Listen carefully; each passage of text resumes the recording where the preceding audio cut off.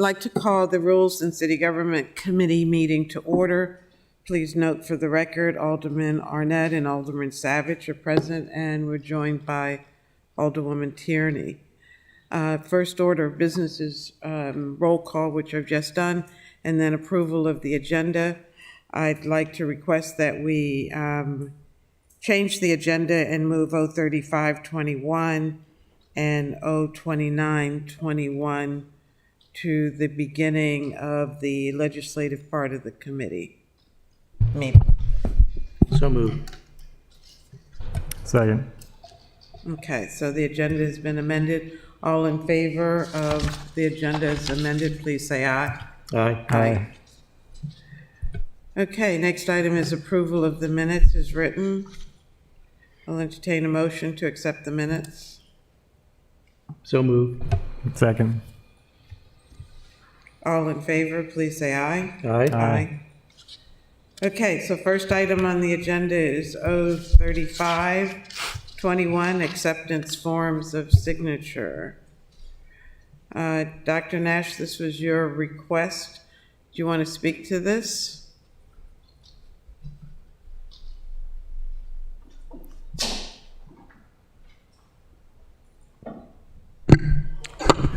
Good afternoon, Sally Nash, Planning and Zoning. This is a pretty straightforward ordinance. It will just allow us to take electronic signatures, which we need as we move forward with our new permitting and project software, InterGov. Alderman Arnett? Could you just take a moment to let us know exactly what that means? Does that mean somebody can not have to come in and physically sign? There's some form like we sign our income tax return? That's correct. So it will be able to be all done over the internet, and no one will have to come in to sign a piece of paper. How will that be documented? It will be documented on the form that is the approval form for the permit. That will be part of the InterGov application and part of the permit approval that you see. And that'll go into e-Tracket with things along the way? Right, it will be the new version of e-Tracket. Ah, okay. All right. I have no further questions. Alderman Savage, do you have a question for Dr. Nash? I do have a follow-up question. In the process, are there other forms of identification that will be required along with these applications? Well, so everyone who wants to submit a permit will have to set up an account. And with that, there might be certain requirements. They'll have to submit like a contractor's license, something like that. But otherwise, they'll just need to put their account information, if they're the property owner, information along those lines. Okay. All right. Further questions? Hearing none. The motion on the floor is to, did we have a motion to accept? I move. We have a favorable? I move we recommend favorably to the City Council. Second. Okay. All in favor, please say aye. Aye. Okay, the next item is 02921. City holidays for the purpose of designated Juneteenth National Independence Day as a city paid holiday.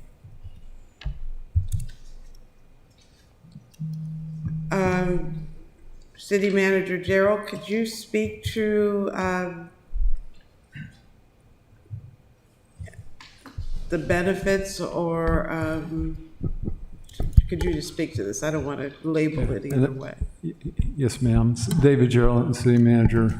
So I don't have the fiscal report in front of me, but it will be a paid day off for our employees and for our public safety personnel who have to work that day because the city never truly shuts down. They will get an admin day to be able to take a different day off. So the finance department estimated the cost of those days off, both in terms of additional costs as well as the cost of lost effort by the city employees, but I don't have that report in front of me right now. So this is keeping us in line with the national holiday that has been, It is, and so after President Biden, thank you, signed this into law, we didn't give the precise day because it was like the next day after the president signed it, so we gave a day later this year, so we gave this as a day off, and that will just allow that to continue. okay. Alderman Arnett? So when we were discussing this, and I agree, it's the federal law, it's a federal holiday now. We had some notion that maybe we would think about one of the other paid holidays. Is that something, I think that's something we have to bargain. Is that something that's going to be put on the table for discussion for the next budget? It's a great question. We have not discussed that, of substituting another one, but certainly if that's something that the council is interested in having us do, we can take that up. Okay, thank you. Following up on that, Mr. Gerald, do you know if we have a number of holidays that are within the discretion of the bargaining units that are not federal holidays already? Well, the one that comes to mind is Maryland Day. We're one of the few agencies that give that as a day off, Maryland Day. I think most of the others are national holidays, but Maryland Day is obviously not. Mm-hmm. Okay, thank you. Don't we also do Good Friday? Good Friday is a religious holiday. I don't know how we, I think, Right, I don't think that's a national holiday either. Right, so there's two that are So not there's national two. holidays. Yeah, thank you. mm-hmm. Okay, I will entertain a motion. I move we recommend favorably to City Council. Second. Okay, all in favor, please say aye. Aye. Aye. Okay. All right, the next item on our agenda is O-1221, Police Enhancement and Community Engagement. Alderman Savage, can you tell us what your plan is? This will be withdrawn at the next council meeting. And with the hopes of coming back next term and discussing more with the police department and the community to come with a new proposal, basically. Okay. But, yeah, I've spoken with the city manager and, it looks like we'll be looking forward to working with the police chief next term on some of these issues. Okay, so we're not going to deliberate over it because it'll be back during the next term. In one form or another, yes. Great. Okay, so going on to O-1921, Development Application Procedures for the purpose of providing for community benefit input in the review of proposed development applications. Alderman Arnett, this is your legislation. It is, and I'm trying to get Granicus to cooperate. So this is the community benefit agreement, and it is legislation that is designed at the front end of major site design projects to have a process set up that allows the alderman of the ward to establish a committee to follow on with the developer. It would be a small committee. I think the Planning Commission recommended it be no more than 7 people. And the purpose is to sit down with the developer and talk about concerns with the development, but also, and probably more importantly, to talk about ways that there can be a mitigation if, for example, as we have a recent active case going on, adequate public facilities cannot be met. Would there be something where the community and the developer can work out an agreement that some other offer in lieu of meeting that would be acceptable to the community? Planning Commission ruled favorably on this. This is something that Alderwoman Pendle Charles and I worked on with the Citizens Coalition, and I think that it is something that my hope is this would lead to a lot of good. I think that it leads to more dialogue at the front end of the process between the developer and the community, with a focus group, not just everybody bouncing off the walls and bringing up things, and can come to some some agreements that would be good. Now, it's not binding, so if in fact the citizens group and the developer can't find a solution, that would just be on the record, but it's trying to give at the front end a way to sort of make that whole process move more smoothly. It's part of a continuum that I've had in mind in terms of now we do have in process a pre-development application meeting where the developer puts on a meeting with the community writ large, explains the project, and that has so far been reasonably successful. The problem is those big meetings tend to be fully occupied with the presentation of the project. We've seen a few of them, like, say, for Crystal Spring or Preserve at Parkside, those sorts of things. This is an attempt to have a more narrowly focused I'm trying to grasp the right word, a process where a small group of people can focus and get into some specifics and hopefully come up with some agreements and get that all taken care of at the front end of the process, rather than, oh, I didn't know they were going to do that, and oh, what about this and what about that? So that's the purpose, and I would hope the committee would view this favorably, but that's my spiel. Alderman Savage, you have a question? Thank you, Madam Chair.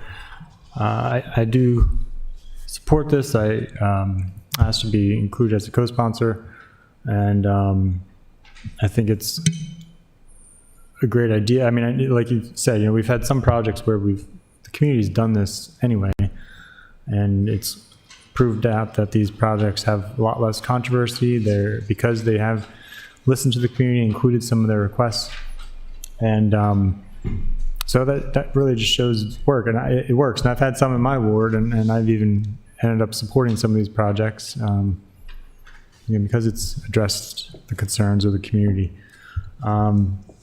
It doesn't require it, but I think it's good. And I have a couple. Yeah, thank you.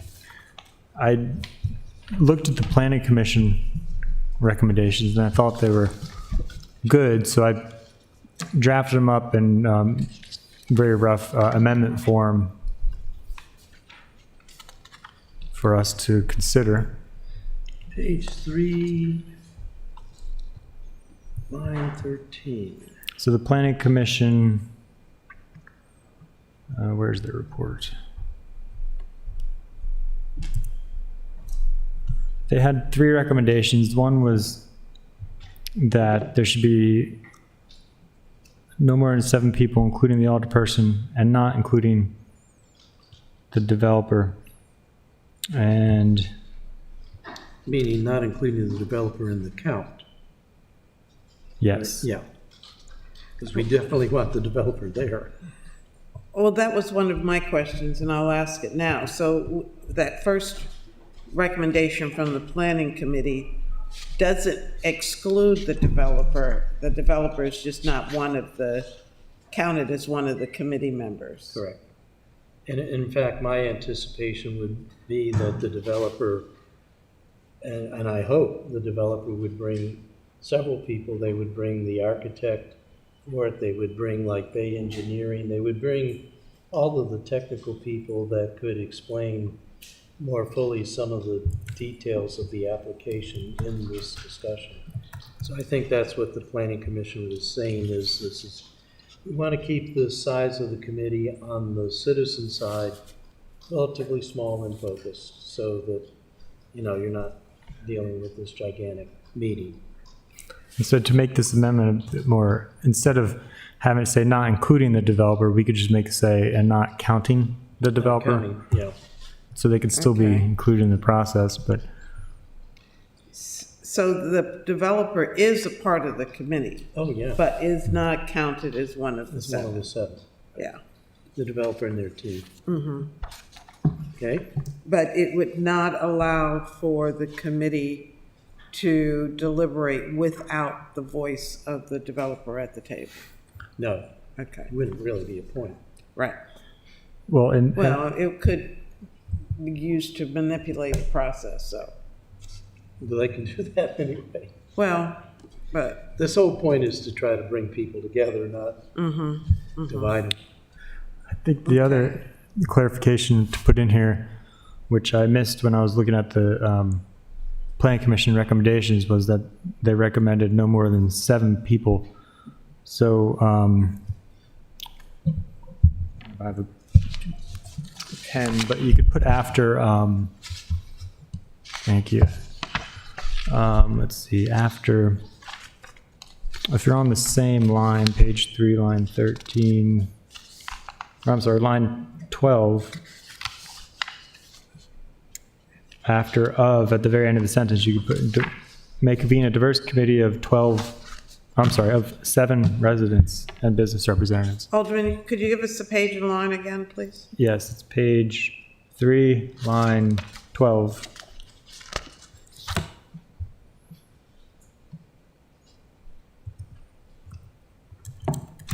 Page 3, line 12. So it'd read on page 3, line 12, after of, insert 7. Could you read it as corrected, please? Yes, it would say, within 30 days after the completion of the required community meeting, the alderperson for each ward in which the development is proposed may convene a diverse committee of 7 residents and business representatives, and not counting the developer, to meet with the applicant to review the project plans and identify specific community benefits. Okay. Does, more importantly, does Takia have that? No. I'll email it to I you. have page 3, line 12 after, Actually, it's line 13. Prior to residents, you're adding the number 7, correct? Committee of 7 residents and, Yes. Yeah, that's really all you need.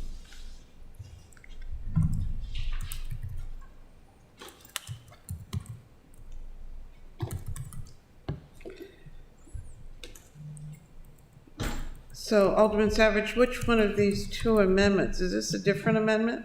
Is this 4? This would be Amendment 1. Pardon me? This would be Amendment 1. And so it would read on page 3, line 13, before residents, insert 7, and line 13 after representatives, insert and not counting the developer. Or should that be worded applicant? We'll just say applicant. So you're tying this new amendment by adding the number 7 to the existing amendment, which includes and not including the developer. Is that correct? So, the alderperson from each ward in which the development is proposed may convene a diverse committee of 7 residents and not including the developer. 7, and business oh, yeah, right, and not, No, 7 residents. 7 residents. Where's the rest of that amendment go, is what I'm asking. And not including the developer portion. I guess it would make, well, I guess the question for the sponsor, would you like it to be after the residents? Because you have in there Yes. business representatives. Yeah, Who- because Who did you that- intend by that? yeah. After the residents, 7 residents, not including the developer, comma, and business representatives to meet with the applicant to review the project plans and identify And that's where Amendment 2 comes in. Community concerns and specify community benefits and specific community benefits.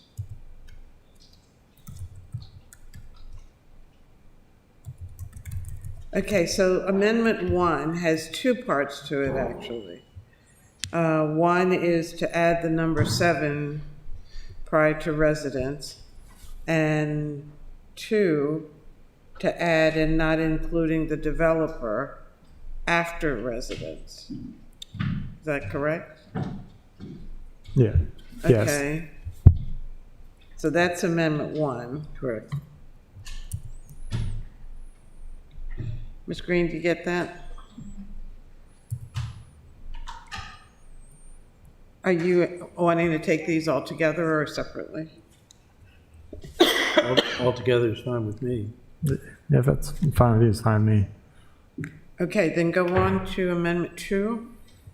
Amendment 2, the Planning Commission recommendation was to, the ordinance should include language to clarify that the discussion should include community concerns as well as a discussion of benefits. And so the proposed amendment would be page 3, line 15. After benefits, insert and community concerns. So it would read that the group of residents would meet with the applicant to review the project plans and identify specific community benefits and community concerns, period. Okay. And period after community concerns. Yes.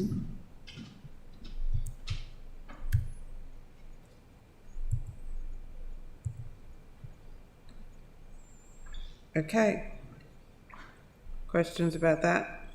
Nope. Nope. Going on to Amendment 3. So Amendment 3 from the Planning Commission, or recommendation from Planning Commission is any committee written reports shall be made part of the written record of the application. So unless the law office has a concern about this, it would be on page 3, line 16 after zoning. So at the very end of that sentence, it would just insert any committee written reports shall be made part of the written record of the application. So it would read, if a meeting is convened, a written report shall be submitted by the committee to planning and zoning, period. And then it would be another new sentence would say, any committee written reports shall be made part of the written record of the application. Okay, so we're adding a new sentence there at the end of that number 5. The wording of that sentence is, I don't know what it is. Maybe it should just say any written report shall be made part of the written record instead of committee written reports. I'm not sure what committee written reports are. Well, it's this community benefit agreement committee, but I think you're right. You can probably strike any written report shall be made part of the record for the application. Any written report shall be made part of the record. So you strike the first committee and you strike the second written. So it says any written report shall be made part of the record of the application. Yeah. Madam Chair. City attorney is trying to get your attention. I'm sorry, Mr. Lyles, I looked up and you were looking down, so I didn't think I heard you. Yeah, I think we got to figure that out, because written report by whom, from whom, and when. You know, does the mover seek to restrict to a certain kind of report from a certain body? And if that is the case, then we need to clearly define that here, because a report could come from anywhere, anybody, any agency, group, and that's probably not what you want. You're probably thinking about the committee if it produces a report. based, that spells out the community concerns, you want that to be made part of the written record. And so I would think that having the committee results or reports something that you want. If you want it to be more general, that's fine, but I'm thinking that you do want the report of the committee to make it into the record. Then may I suggest that it say any report written by the committee shall be made part of the record of the application? Would that? Let me suggest, if it's the mover's intent that the committee produce a report, then we can say it that way. So the committee shall produce a report which will be made part of the record of the application. Okay. So that way you mandate that a report be done and it be made a part of the record. It doesn't mean that other things can't be. It just means that they will produce a report and that report will be made part of the record. There couldn't be other things that become part of the record, all kinds of things. But there'd be a lot of things. If your intent is to have the committee part of the, I would mandate that they do a report, right? Unless you want to leave it loose, I think you really want them to do something, even if it's a one-pager. We came up with nothing, part of the record. We came up with something, and here it is. I think you do want to mandate that they do some kind of writing that makes it into the record. Does the previous sentence address any? Would the previous sentence be a requirement, because it says that if a meeting is convened, a written report shall be submitted? It doesn't say created necessarily, but submitted by the committee. Okay, I'm not looking. Do you think that would cover some of that? It probably does. I'm not looking at all the language. I'm just looking at the amendments. Okay. So if it's covered that way, that's fine. And maybe you don't need all of the language here. You could just, at the end of that provision, you could just say submitted and made part of the record. So the amendment would be to that sentence and made part of the written record of the application, inserted there.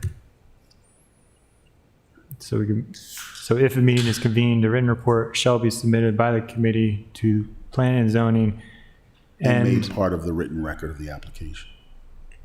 And shall be made part of the record of the application? Written record. I'm sorry? The written record of the application. The written record of the application. Madam Chair. Yeah. This was discussed extensively by the Planning Commission. I wonder if Dr. Nash could come up and be part of this.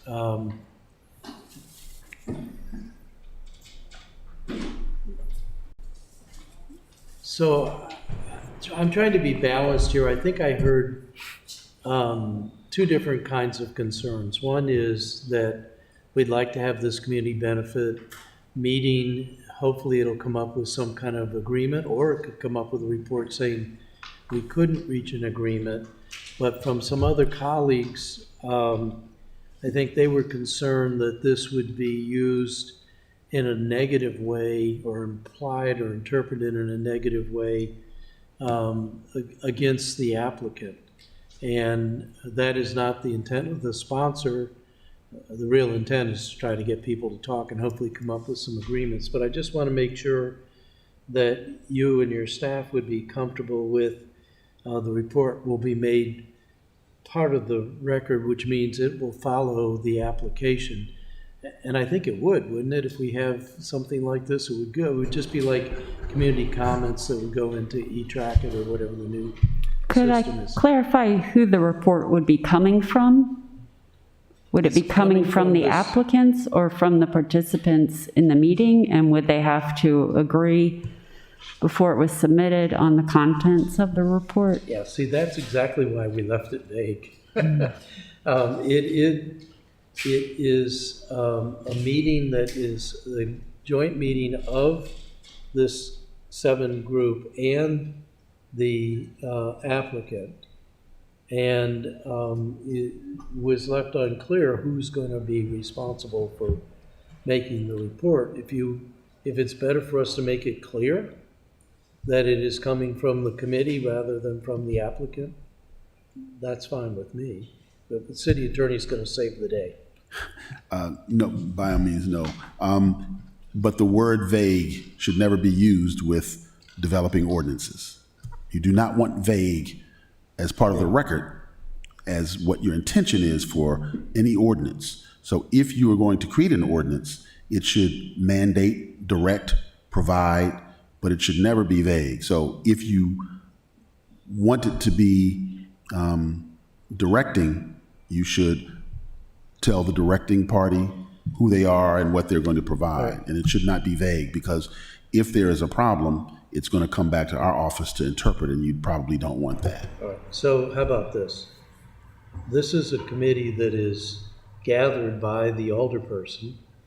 The alderperson doesn't have to be part of that, but maybe the alderperson is the one that submits the report on the action of this committee. You can direct whomever to submit anything that you want to whomever and when. It just should be definitive and specific. So in this case, it does say the alderperson is the convener, so I think it would make sense, we could even just insert in the sentence, if a meeting is convened, a written report shall be submitted by the convener, or say submitted by the committee through the convener to the, or through the alderperson. I'm just trying to think how we could be a little more specific. If is the committee going to have a chair or somebody who leads it? Yes. Then that person should be responsible for preparing or submitting the report. Okay, so they the can chair of the delegate it to committee- someone. Chair of the committee will submit the report.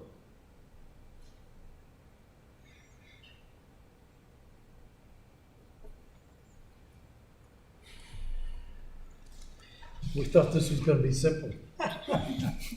Nothing is simple. And in situations like this, there is some space that you could provide to the director through a regulation statement where the department is directed through this ordinance to create a process for submitting such a report.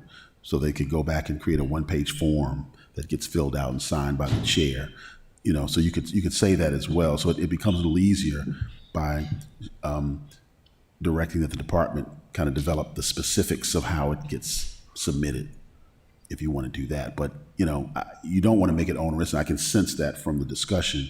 But there could be a form developed where the parties just fill it That would be done in. by regulation, right? Yes. Yeah. And you could just, through the ordinance, direct that the department head develop a mechanism for submitting the report. So what we have is any written report shall be submitted by the chair of the committee and made part of the record. I think that's fine. That's definitive enough. Is that okay with you, since these are your amendments? Any written report shall be submitted by the chair of the committee and be made part of the record. Sounds fine. Is this following the last sentence that's already there, if a meeting is convened? Is this adding another sentence, or is it amending that last sentence? I If think a it's- meeting is convened, a written report shall be submitted by the committee to planning and zoning. Yeah, it'd be at the end of that sentence. So to say, if a meeting is convened, a written report should be submitted by the committee to planning and zoning, and So- by the chair. Is that what So- you're suggesting? Shall be submitted by the committee chair to planning and zoning and be made part of the record. And we can deal with it in our office and get it back to you so that it sounds good. I think it sounds good, but forgive me in not looking at the actual language. We have your intent in mind, and we'll look at it again and make sure that the amendment is what you needed to say, says what you needed to say. So that you don't have to spend all your time kind of wordsmithing. We'll do that for you. Okay. Works for me.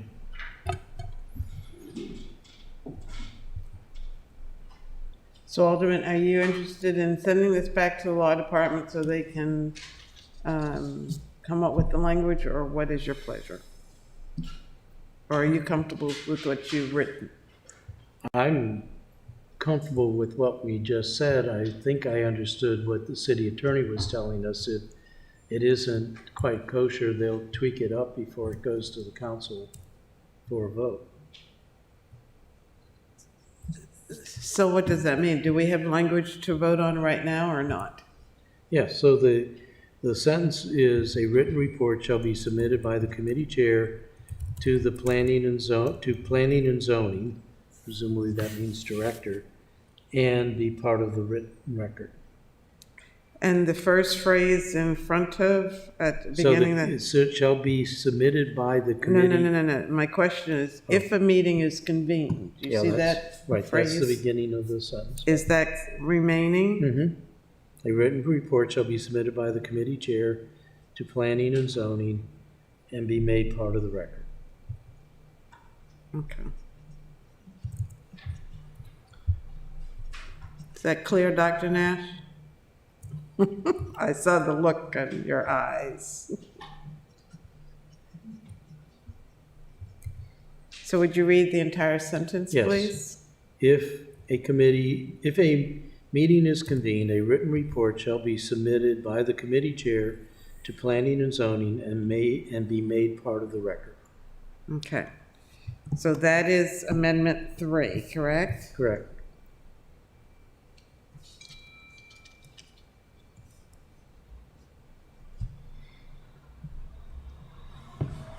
Okay, so is there a motion to give a favorable recommendation to all 3 of these amendments?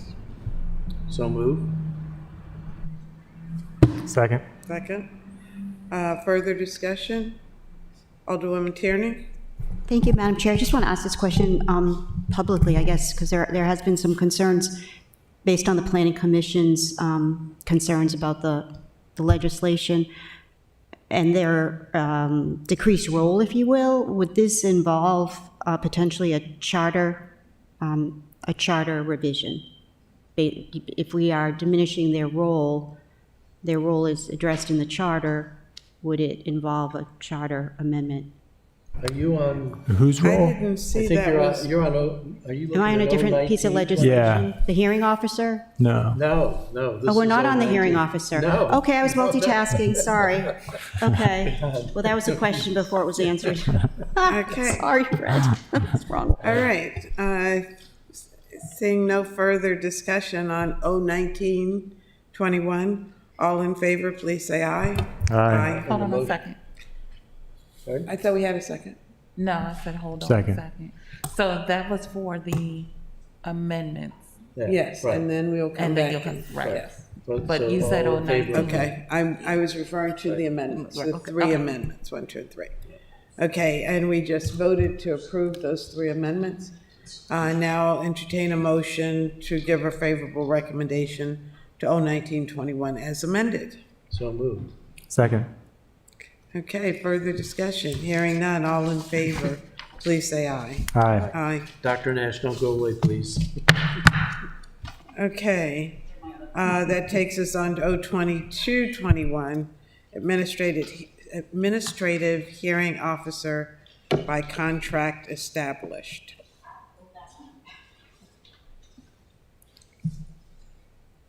Okay, Alderman Arnett, this too is your legislation. Yes, it is. Wait for Dr. Nash to catch up with us because she and I have had some conversations about this. Do we want to address the Board of Appeals comments first, and then the Planning Commission? It's your legislation.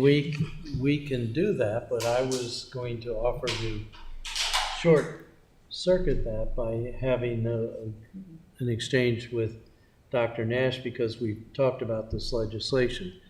It is clear the Board of Appeals was favorable, the Planning Commission was not, and they listed several reasons. And I understand their reasons, and I think they misconstrue, but what I had is off our dialogue with Dr. Nash, and starting to come to the conclusion that perhaps we're biting off too much too fast. And so I wanted to confirm that with Dr. Nash. Perhaps this is legislation that would be better served to let it sine die, come back, and with a more modest approach and with a deeper involvement with the Planning Commission, so that they're not feeling, I had no intent to threaten them, and I do think that they are still going to be very much a part of the role, and they would be advisory to you, and that was one of the other things, that you always have the power to call them in and ask them for advice, and we do want to hear their advice. It was never the intent to cut them out that way. So, I'll second that motion. pardon? Well, it's not really even a motion for the committee. I was just going to say, I wanted to have this dialogue publicly, and that's my sense of it. I wanted to get a reaction from Dr. Nash. Right, so I think the idea that we discussed was to kind of do this in steps. And the first step is to look at some of our applications that go to Board of Appeals and are very rarely contested. Usually it's just pro forma. Once they have the staff report, there aren't many, and the staff has made a recommendation, there aren't a lot of further issues to address. And most of these include things like variances, special exceptions, other more administrative type approvals. We thought it might make sense to first start working with those kinds of applications in front of a similar position, the hearing officer type position, and then to see how it works, to see how we like it. Does it make things easier, or does it just bring up a host of other problems? Then we can adjust from there. It's also possible we could include other quasi-judicial boards like the Port Wardens or the Building Board of Appeals, for example. Right. So that, Madam Chair, that is the sense of my conversation with Dr. Nash. And so it will be my intent to ask for this legislation to be withdrawn, and we'll work on it in the next term, whoever it is back here for the next term. So with that, I think we can move on. Madam Chair? Okay, so we'll take Alderman Savage. Yeah, just on that, I'd be happy to work with you next term. I think I did have a number of comments on this, but we weren't able to circle back around to go through them to see. But I would like to do that to see if we could work in some of the amendment ideas. Okay. Okay, so we will take no action on 2221. Correct. Thank you very much. Okay, 2521, Maritime Zoning Districts.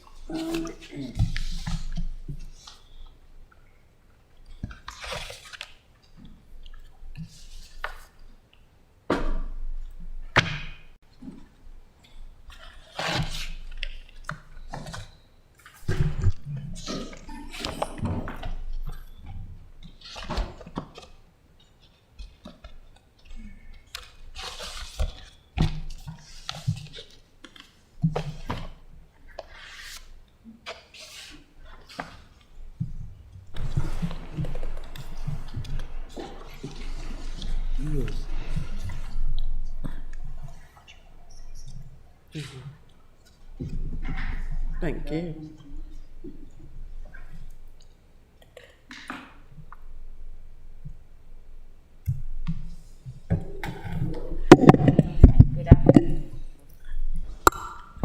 Good afternoon. Thank you very much. Sally Nash, Department of Planning and Zoning. I'm joined by Eileen Fogarty, our consultant on this project, who has done a great job ushering through the task force plan for action, and as well as starting to get the ordinance underway, as well as a few other areas that will help implement the plan that the task force agreed upon. So I'd like to have Eileen go for it. Well, thanks so much, and we are delighted and excited to be here. Ms. Fogarty, before Yes. you begin, could you give us your name and address, please, for the record? Eileen Fogarty, 1106 Maple Avenue, Annapolis, Maryland. The Rules Committee and the council are aware, I'm sure, that in implementing the Maritime Task Force strategy, which you unanimously adopted a week ago, there are 3 tools. The first, the Water Access Plan, which is in progress now. The second, the Maritime Industry Fund, which is in progress, and if there are any questions on that, we'll be glad to get Stephen by Skype, Stephen Rice, to join us. And third, the legislation before you today, 02521. I just wanted to very briefly mention to the Rules Committee the very significant parts of the legislation before we get into the amendments. And the reason for bringing these up is these are aspects in the current legislation that are really at the heart of the maritime strategy. First, the legislation takes the concept of land-intensive uses, large working boatyards and services, and ensures that they're protected. All of the references in the legislation have to do with working yards of at least 20,000 square feet and triggers that will include a 30-ton boat lift or boat storage of 25,000 square feet. The reason these triggers are so important is the idea is to keep our land-intensive working yards. If we took a yard that today has 20,000 square feet of a boatyard, working yard, and said, okay, you only have to have 5,000 square feet, what we would do is lose our working yards and replace them with restaurants or office buildings. And the whole intent of the original task force in '87, this strategy which you just adopted, and the ordinance is to discourage office buildings replacing work yards, discourage residential, hotel, and non-maritime. And the way that's done in this ordinance is by keeping those very significant triggers that ensure that we keep our land-intensive uses. Next slide, please. There are the last 2 bullets on this slide reference the fact that the ordinance ties the 15% new non-maritime uses to revenue for the Annapolis Maritime Industry Fund. Next slide. And this slide is just to remind all of us that we talk about protecting these land-intensive uses primarily for the boatyard, but they have another very significant purpose, and that is resiliency. What we have with 25, 30,000 square foot yards, we have land that can absorb water. It is resilient. When you replace that with blacktop or with office buildings or other structures, we lose the resiliency. The other aspect that is very important to the residents in this ordinance, of course, is the fact that uses that privatize the waterfront, residential uses are private, hotels are private, those are not allowed. And of course, the ordinance is tied to the kickoff of the Water Access Plan, as well as enforcement and monitoring. So we have here a map of all of the districts. Again, the ordinance focuses on the WMM in Eastport, the WME in Eastport, and the WMI off on Bemby Point off Edgewood Road. Next slide. Sally and I are only going to address the amendments from the Planning Commission and the staff. If the council has questions, we can certainly answer questions about other amendments that have been submitted recently. You have in your packet 9 amendments. I mean, it looks like 19, but it's really just 9. The Planning Commission has 3 significant substantive amendments. The first is a definition of water access, and that definition defines water access as public access by foot to areas that front a waterway with clear signage and a clear pathway so that the public can get through to the water. The second amendment they have is that in all of the districts, MM, ME, MI, and MC, any new restaurant use which fronts waterways must provide public water access. Of course, that was done in the MC district with the restaurant that is someday coming forward with a walkway. Public water access must be consistent with the definition I just described. So basically what the Planning Commission is saying, if you build a new restaurant, you will. It will not be a condition. You will provide public water access that is signed with a clear path to the water. Their third amendment is to increase the cap for public water access incentives. Right now, in what the task force brought forward, the cap for a public water access incentive is 5%. If you provide either some minor incentives or some significant ones, you only get an additional 5% non-maritime.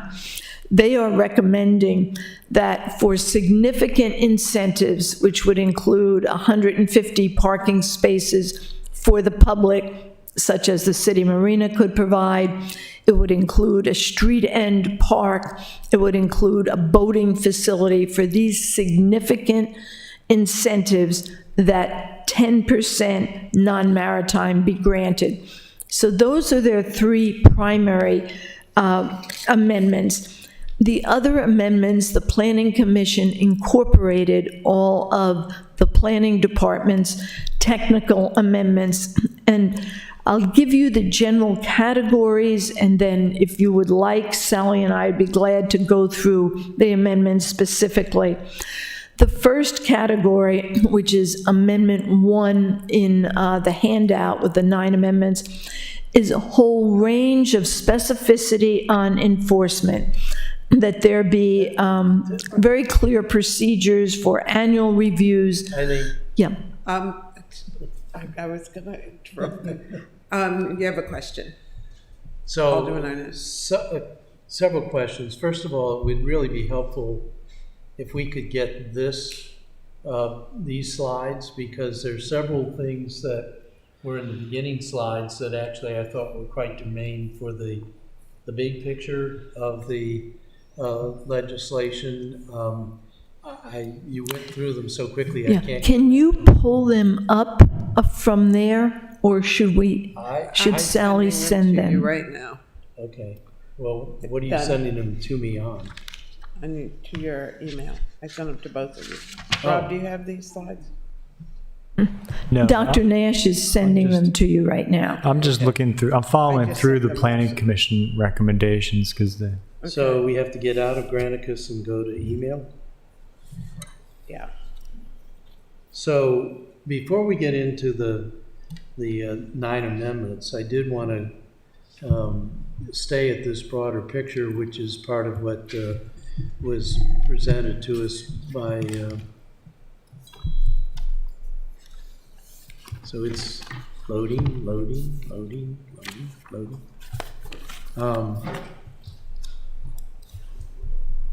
And I almost could start with the last point of discussion first, because at the Planning Commission and in my recommendations to the Planning Commission for their deliberations, I suggested that the enhancements or the incentives should be increased, but the triggers decreased, because from the feedback I'm getting from the community, the incentives, and I believe this is the intent, as I sat in on many of the task force meetings, was the incentives were to sort of give something to the community. You know, I've heard from the community, what do we get out of this? And so you get the building that allows people to store their boats and things like that. The reason I'm bringing this up, and the thing that was a surprise to me is, as you know, when you and Terry and I met with Eric Lashinsky, I had that red line version, which I did share with members of the council, and in there, no maritime zone, if they maxed out their triggers and their incentives, went below 50% maritime use. And that has been, and I have said this from the very beginning, that is a fall on your sword issue for me. If it's not at least 50% maritime, it's not maritime, in my view. Now, I'm only one of 9 votes, but that was strong. So I was actually delighted with the changes that we got from Eric, I got from you, and I think a lot of them were influenced by Mr. Lomax. And that was why when I started going through the 9 amendments and I saw a couple of things like, whoa, this is different than what was in that red line. And some of those differences are just differences, but some of them are important to me. But I did want to stay up at the high level, because there are some things at the very beginning of the philosophy of the strategy that, as you know, because we've talked about it, have been of a concern to me. And so I don't know, Madam Chair, you are the chair of this meeting, but I would like to spend a little bit of time at the 40,000 foot level. Well, I'm going to allow Ms. Fogarty to finish her presentation first. Sure. And then we can come back and deal with it at whatever level you have interest in doing, so. Thank you. You're on the right slide. Thank you. So the first group of technical amendments have to do with enforcement. And the enforcement section is very rigorous. The onus is on the property owner rather than the onus being on the city to submit every year an annual report of the maritime, the non-maritime, the square footages. And this will help the Maritime Advisory Board, it will help the staff, it will help the Economic Development Office track what new businesses the city is attracting and really get a handle on the maritime industry and to see if it is flourishing or if there are areas that need to be supported. But what's very important is that this then it'll come to the department, but the department will present it to both the Planning Commission and the Maritime Advisory Board. And if an applicant is not in compliance with the percentages, the triggers, anything else, there's a process, but the end of that process is one in which all the non-maritime use permits are rescinded. And that is a very significant inducement for people to want to be in compliance. It also, under this whole section of compliance and enforcement, there is a recommendation that uses be deemed conforming as of the residential uses, the date of the original ordinance, so as not to reward new residential uses which are incompatible with maritime, as well as privatize the waterfront with a later date. So that's the first category of enforcement and compliance. The second category has several issues. One is a clarification that any new buildings that are built on any of these sites, that within a 100-foot buffer of the water, there will be no non-maritime uses allowed. A second is there's a distinction, which is a fine distinction, but between how you calculate the base for non-maritime in WMM, existing buildings existing as of the date of adoption of this ordinance can maintain the way several of them have been calculated, and that is based on gross floor area of the lot, which is a greater base than the gross floor area of the building. It was always the city's intention that it be of the building because that's the definition, but over the years, that has become somewhat convoluted. So everything built after the date, or everything calculated for non-maritime after the date of adoption of this ordinance will be clearly based on the building. And what that would mean, we'll take a site like a Templeton site. So you're still only looking with the additional 15% at maybe 3,500 square feet of non-maritime use. You're not looking at large numbers, but it will be based on the square footage of the building, not of the land. The next item is that a clarification that all of the existing residential uses not be counted in the base used for non-maritime. And if you think about it, residential uses are both incompatible as well as privatize the land. So the intent is not to reward someone who has put residential structures in maritime land by letting them get more non-maritime in the future. So those are there are many more specifics, but those are the overall category of technical amendments. Do you want to add anything? Dr. Nash, can you, Ms. Fogarty, are the amendments that you've just referenced within the 9 amendments that are attached to the legislation? Yes, they are.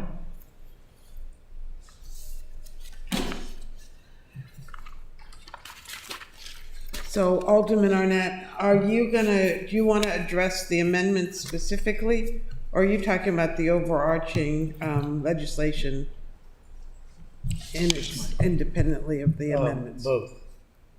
But I thought it would be better to start with the overarching and go back to some of the things that were in the earlier slide. But I wanted to start off with some questions, starting with slide 1. Okay, if you have questions for her, by all means, and then I'm going to call on Alderwoman Tierney to speak to the amendments, since she's one of the sponsors of those amendments. So back on page 1, I see that it's the water access plan, which is this, and the Annapolis Maritime Industry Fund. Are those now incorporated? I noticed that everybody at the meeting the other day had a nice bound version, spiral bound version of this, but we didn't get one. Are these two things now part of this document? Because it's now part of the strategy. About the bound version, you should have gotten one in the mail in the summer, is that correct? You know what, the one you got in the mail was color, but it turns out it was not bound, but Sally says she can bind them. Well, that's not really critical, but I have several different versions along the way. The one I have here is dated July 9th. That's, I think, the latest version I have of the task force report. And I don't think it has, the real question is, are these two strategies now in the task force report? They are mentioned in the task force report. Those were really to just give you some background information on what we're doing to implement the task force report. There are three parts of implementing the task force report. Those are what are shown on your screen: the legislation, the Annapolis Maritime Industry Fund, and the Public Water Access Plan. Those three things implement the recommendations in And the those plan. were in the resolution that we agreed to at the last council meeting? Yes. Okay. And the most recent report should have an addendum of all of the existing street end parks. Of all the existing street end parks. You should have that. It's about a 25, 30-page addendum in your report. No, the report I have is 77 pages. It ends with image credits. Maybe it does, maybe these are the street end. Oh, is it appendix 10? The appendix is all color, it's all images of the water access. If 77, it should be. 55 is without the appendix. Okay, so I do have the appendix. All right, then going through these more general slides, and I think starting with the really big point, and this is something in our one-on-one meetings with Mr. Lomax and Eric, you brought forth forcefully, and that is that the purpose of the legislation is to really focus on the land-intensive maritime uses. And for me, that clearly speaks to the WMI, or most of the WMI. I think the old Port Williams and now the crab facility is not a working boatyard type thing. So for me, when we say land-intensive, we're talking about working boatyards, essentially, and there are some in the WME.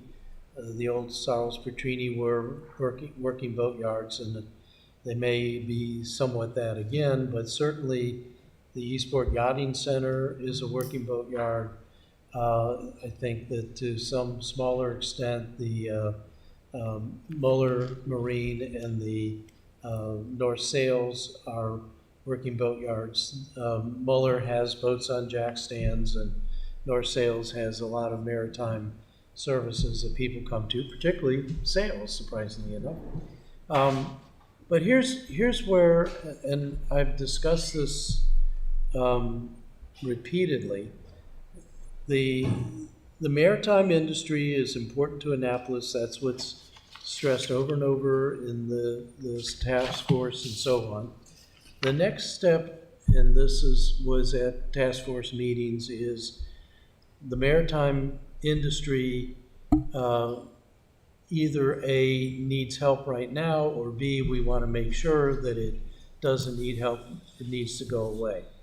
And so, to me, the maritime industry is both the landowners, but it's also all of the service providers, the secondary, tertiary, what is it, the Patrick Shaughnessy quaternary? I don't even know how to say that word, but all of those people that do things for your engine or your boat bottom or those sorts of things. The part I've always had a hard time understanding is those are the people we want to keep around. Those are the people that are providing the maritime services. And yet, what we're talking about with the change in the zoning district code, the uses, is opening up all of these districts to 30% non-maritime uses. And it's hard for me to understand how, by eliminating maritime uses, we're helping the maritime industry.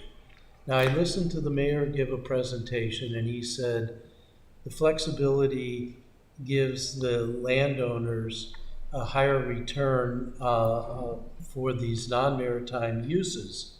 And that's probably true, but there's nothing in the legislation, and this is where the big angst is coming for me, that talks about how that gets passed on to all of the maritime service providers, the electronics industry, the sailmaking or repair industry, those sorts of things. So I could buy into, we give the flexibility by having some non-maritime higher rate of return in rents to the landowners, if there's some mechanism to pass that, part of that at least, on to the people that we want to recruit and retain in the maritime industry. So, I mean, that is the biggie for me that I've had a hard time swallowing with this whole changing of the code. I laid it out. Some very, very good points. First, in terms of the overall numbers, other than WMM, which already has the 30%, everyone else gets basically 15%. And again, what is deceptive, it's not 15% of the sites, it's of the existing buildings. So think about, we'll use Rod Jabin's site. Think about when you go out there, it's a huge amount of, I think it's 18 or 20 acres. But of that, there is a very small amount of structure. And of that, the number 15% comes out to about 3,500 square feet. So I point that out because as long as it's of the buildings, you're talking about very small numbers. The one exception to that is the city marina because it's a large building. They are 75,000 square feet. So 15% of 75,000 is around 11,000. It's a larger number. But on the other site, it is really de minimis, meaning it's one use. It's a small number. So that was very important, how that was calculated and what it was capped at. The Annapolis Maritime Industry Fund will be funded partially by that 15%. The 15% from incentives? Yes, properties that get the additional 15% will have a square foot payment. And again, this is Stephen's part, but he has, I believe, scheduled something because he had to wait until the ordinance, or not the ordinance, the strategy was adopted by council, but he will be meeting with both the industry and the owners. And something Alderwoman Finlayson pointed out to me yesterday is that we do not yet have that number. The numbers that were kicked out very early by the property owners, they put out there, a couple of the property owners, like $1 a square foot, which is not an insignificant number. I mean, now, some of the people in the industry thought it should be higher, but so there will be, the fund will be supported in part by direct revenues. But I guess the question would be, in addition to making these sites, these large sites, healthy so that they can continue to give below market, and I say below market, maritime is below market rents, that is, you've got the ratio, you've got a small increase in non-maritime, and you have a contribution to the fund. So, excuse me, and I'll show my age, but that sounds like wimpy. I'll gladly pay you Tuesday for a hamburger today. It's really hard to know whether this is going to be of significance to retain and recruit. And so, I'm having a little hard time buying into it. But what I do subscribe to is something you started off with your comments, and I will say that I think I'm on record as saying I think the part of the maritime districts that does have real problems is the WMM. And in fact, I had legislation submitted that it was ultimately withdrawn to address the WMM specifically.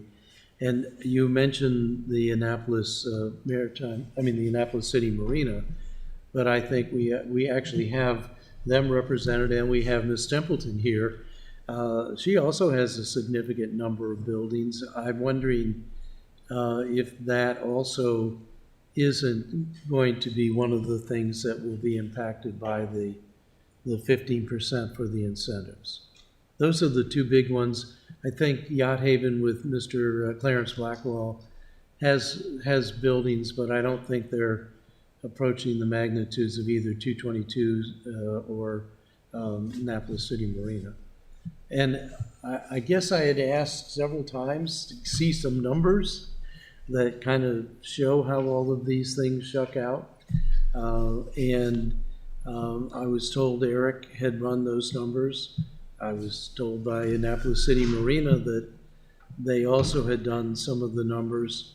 I think the one of the things that is clear from the task force work is the industry is ever changing.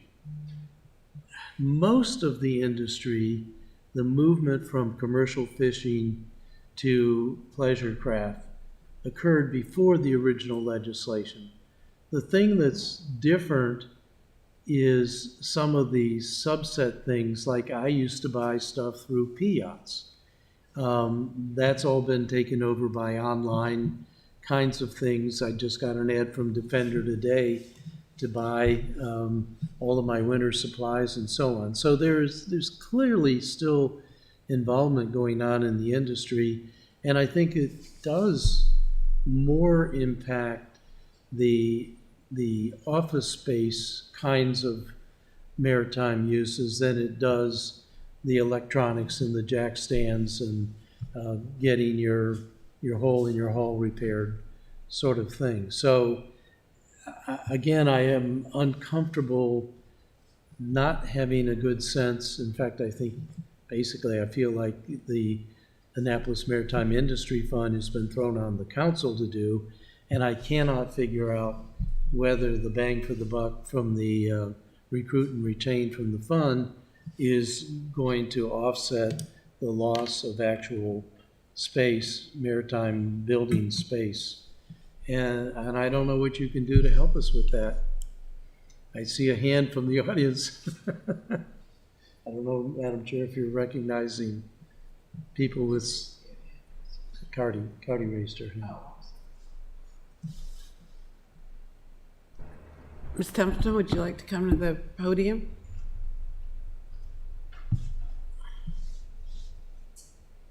Cardi Templeton, owner with family of 2227 Avenue.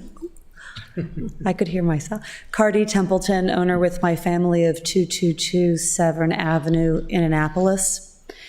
I think, Ross, I'd like to make a comment on your concern here. I believe, and we will know if this legislation goes through, that there is a fair amount of vacant space in the maritime zones. All of them, or just WMM? I can speak to WMM because I'm in it, and I know that there is. I know there is some in WME. I do not know how much there is in WMI. As a member of the task force, I can tell you that my heart is in this industry. It defines our town. That was absolutely true of all of the task force members. We all shared that passion. We're all concerned about hurting the service providers. We're also worried about not having enough revenue to maintain the spaces that we rent, right? Because the maritime businesses that are tenants will not continue to want to be in Annapolis if there aren't viable places for them to set up shop. The accountability, the providing of data is something you'll hear. I don't want to get into it now because I would love to speak later about some specifics, but that will give us the data that tells us hopefully how much vacancy there is. I am in my heart sure that if we do this 15% across the board, we won't clean up all the vacancy. And so I don't think it's going to have the negative impact that we are all trying to avoid. I don't know how much further we can go before we hurt the tenants. I don't know that it's evenly spread everywhere, but I can say that speaking for my property and I think a few others in the WMM, once a tenant leaves for over a year, once your space is vacant, you have to bring it up to code before you can re-rent it. In older buildings, the cost to bring it up to code is well beyond what the maritime industry tenants can reasonably pay. And I'm not saying that they should be able to pay more than 20 or 25, which is about what they can afford on the higher end for office. So it's not their shortcoming, it's just the reality that the rents that they can pay don't make it make any sense to renovate the buildings to keep the buildings in good shape for them or anyone else. And tax dollars through property taxes into the coffers, et cetera. So at least in WMM, we have a situation where the older buildings, once they go empty, they are not viable anymore, and that's why some additional non-maritime would help a lot, because there aren't enough maritime office tenants to fill the spaces, and the rents they can pay aren't enough to make the dollars work to renovate, unless you're kind of going into savings or goodness of your heart and things like that, which is, I don't think where we want owners to have to be in this city. So I hope that clarifies a bit. We have certainly some situations where the vacancy is degrading the neighborhood, and we're trying to fix that. The fees, it's a little tricky, right? Because if you charge a fee, then actually the hurdle gets higher for doing the renovation. But So I think that does help, and it speaks directly to some of the things that the task force also found, which is, Jim also wants to be recognized. The maritime districts are different. Initially, there was some thought of going in and making them all the same, but they are different. But also, the maritime, non-maritime splits are different, particularly the WMM is 70-30 already, whereas the rest of them were 100% maritime with some special exceptions. With this, with these changes, with the incentives, it would go down to, do my math right, 55-45 for the WMM, right? With the, actually, this is one of the questions that still I'm trying to figure out from following the code. What can, and I think it is on one of the pages around 12 or whatever, am I correct in interpreting the changes that WMM can go down to 45% maritime, 55% non-maritime? If the amendment from the Planning Commission for 10% is included, that moves it from 50 to 55. Thank you. and we only get to 50 or 55 if, depending on the amendment, if we do the incentives. Otherwise, we're at 45 if we have one of those triggers. Then by doing more, we would get to 50 or 55, depending on the amendment. So can you explain that again, why it's going up to 55? So there is an amendment in your packet that recommends that if WMM properties do an incentive, some of the incentives would give them 10% on top of the 45, others would give 5%. The original legislation only provided for a 5% increase based on incentives, and one of the amendments recommends 10% in some cases for the bigger incentives. I'm aware of that. I was just wondering what the rationale was. Just allow them to get more incentives in place? Here's my opinion. I could be entirely wrong. Oh, sorry. Do you know? Okay. So the bigger incentives weren't ever going to make any sense for someone to, one of the property owners to provide if they were only going to get 5% back. And yet the value of the incentive to the community, both the maritime industry and the residents, was deemed valuable. So I think we wanted to encourage the property owners to do those incentives. And so we were trying to provide a benefit to the owner that was somehow more commensurate with what they'd be giving so that they would actually give those things. Yes, and it was the Planning Commission, not the task force, that came to that conclusion. They did not want to reduce the incentives for the non-maritime. They felt, with great discussion, that 15% was a small number to start with, and they wanted to continue to reward or incentivize the working yard. So they didn't want to reduce that number, but they felt, the commission felt, that 5% was not enough to get, let's say, 150 parking spaces or a street end park. So that's why they increased it. And their interest in getting those benefits outweighed their interest in keeping it at 50% non-maritime in the WMM. Before we go on, I'm going to invite Mr. Nolan up. And Ms. Templeton, if you'd like to sit at the table, we could have invited the entire task force up to the table. What about Port Terry? And Mr. Lomax, you also, I wasn't leaving you out. We can, get more microphones. Yeah. Mr. Lomax, since you're standing on this side, if you get this one. Yeah. Madam Chair, can I get a clarification from Careful Ms. of the Fogarty? wires. I'm sorry. Can I get a clarification from Ms. Fogarty on her last statement? Yeah.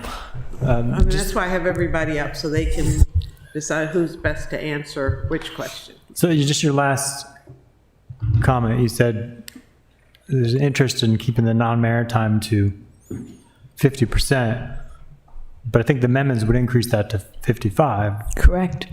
Because they would get an extra, 5% incentive, is that right? Yes. Or ability to get an extra 5% of incentive. The task force wrestled If they with get this triggers. number, and the task force, it was a very close vote, but they came down on the side of not exceeding 50%. And the task force did not want, the main purpose is to incentivize the working yards. Water access is important, but it is not the main purpose of this strategy. So they didn't want to reduce the 15%, and they didn't want to go over 50, but that was a very close vote. The Planning Commission decided they wanted more for water access, and the fact that it brought it to 55%, they debated that, and they understood that, and they were okay with it. Okay. Well, so before we hear, if I could just follow up, Mr. Lomax, did you have an answer, or did you want to address the same question? I was just going to address the same question briefly, and I don't know if this is on or not. If I understand it correctly, Alderman Savage, that whether it's 45%, 50%, or 55%, it is within an existing building that is already essentially an office, and it is allowing a change in the use within that office, but it is not taking away from the larger land area which is used for what I would call hard maritime or working maritime. So whether it's, if giving 5 more percent, 10 more percent inside a building, it probably isn't housing any working maritime in order to help preserve the larger land area and provide maybe perhaps call it a subsidy for the larger working yard, probably is not going to, in the big scheme of things, affect the overall maritime working industry because it's inside the building where they're not going to take space anyway. The second point is that the rents that can be charged for non-maritime, it's a little bit like the anchor in a mall. The higher rents that can be charged to a non-maritime tenant, a law office or whatever, will allow help cover the taxes and other expenses that have to be covered for the building, but allow the recruitment of a lower rent paying maritime tenant, because they're not going to, the landlord, I don't think, is going to want to let the space go vacant. If they have vacant space, there's two ways they fill it. They either come to council and ask for more non-maritime use, or they get their enough rent out of the non-maritime use that they can allow to charge a lesser rent, and a maritime tenant will pay a lesser rent as opposed to going out into parole somewhere. And I'm sorry, Alderman Finlayson, but going away from the water, because in general, they would like to be with their peers on the water, but there's no economic reason from a rent perspective why they have to be. Well, thank you. And I mean, I guess I have to think more about the building footprint you're talking about. But for me, I mean, just thinking about going beyond 50% for non-maritime is potentially a poison amendment for me, because that's just, it seems to be, I know Alderman Arnett said this before, but when you go beyond 50%, you're no longer majority maritime. And I think that's in the building. But you're saying that's in the building footprint, not necessarily the entire property? Right. That's the way I understand it, is we're talking about, if you took Annapolis City Marina, it's not 50%, it's not an increase in non-maritime out on the slips, but it's within the building that already exists. But those slips have never been part of the calculations in the maritime zone. Well, they haven't. That was probably a poor example. If I were to go over to Jabin's, it's always been the building footprint, right? Yes. Within an existing building. All right, well, I'm going to listen, but I'm just saying up front, I have grave concerns about that amendment. If I can just make one clarification, and then know both Jim Nolan and Cardi Templeton have comments. It's a policy decision for the council whether they want to go with 50 or 55. It's within the framework of the task force analysis. What is critical and what cannot change is keeping the size of the yards, because if you're talking about 50 or 55% inside a building, that's one thing. That's within the policy framework. If you talk about, as there are amendments floating out there, giving people non-maritime for 5,000 square foot yards, or not having the lifts, what you wind up doing is then allowing all those sites to get rid of their working yards. So those triggers are what's critical in terms of the foundation. Mr. Nolan, and I think Ms. Templeton, and then Mr. Lomax. Thank you very much. There's a ton of stuff that we're trying to grapple with here in one piece of legislation. And I would just repeat a few things that I said when I was here before the City Council, and Mr. Gary Gill also referenced, is that we knew we had a problem at Annapolis City Marina over 2.5 years ago, when we got the word that due to a change in administration in DC, that a substantial maritime professional office space user was going to be leaving Annapolis City Marina, okay? The building is about 75,000 square feet, rounded off, of office space, professional office space. That's not commercial, light commercial, industrial space, et cetera. It's professional office space. For years, by having the federal government tenant in the building, they use 35,000 square feet of that space. So the building could survive, the project could survive under the current law, which is the 30% non-maritime, 70% maritime. The problem is, by losing that tenant, which is now gone, we now have 35,000 square feet of professional office space, which is vacant. And I will tell you that right after we began talking, I know with the mayor and Alderman Arnett, because we're in his district, about this issue, we had a vacancy arise that was only 3,500 square feet of professional maritime office space. In the time that we've been there, we have not been able to fill that space. So what are we going to do when another, now that we have another 35,000 square feet? Now, Annapolis City Marina, as well as 222 Severn Avenue and the other properties in the WMM, do have professional office space users. It is the only maritime district that has professional office space users that's allowed under the code, which came in existence in 1987. And back when the legislation was created in 87, which I know Eileen Fogarty oversaw, if you will, there is a clear recognition that there are 4 distinct maritime districts. The WMM is its own district, and that's really what we're focused on.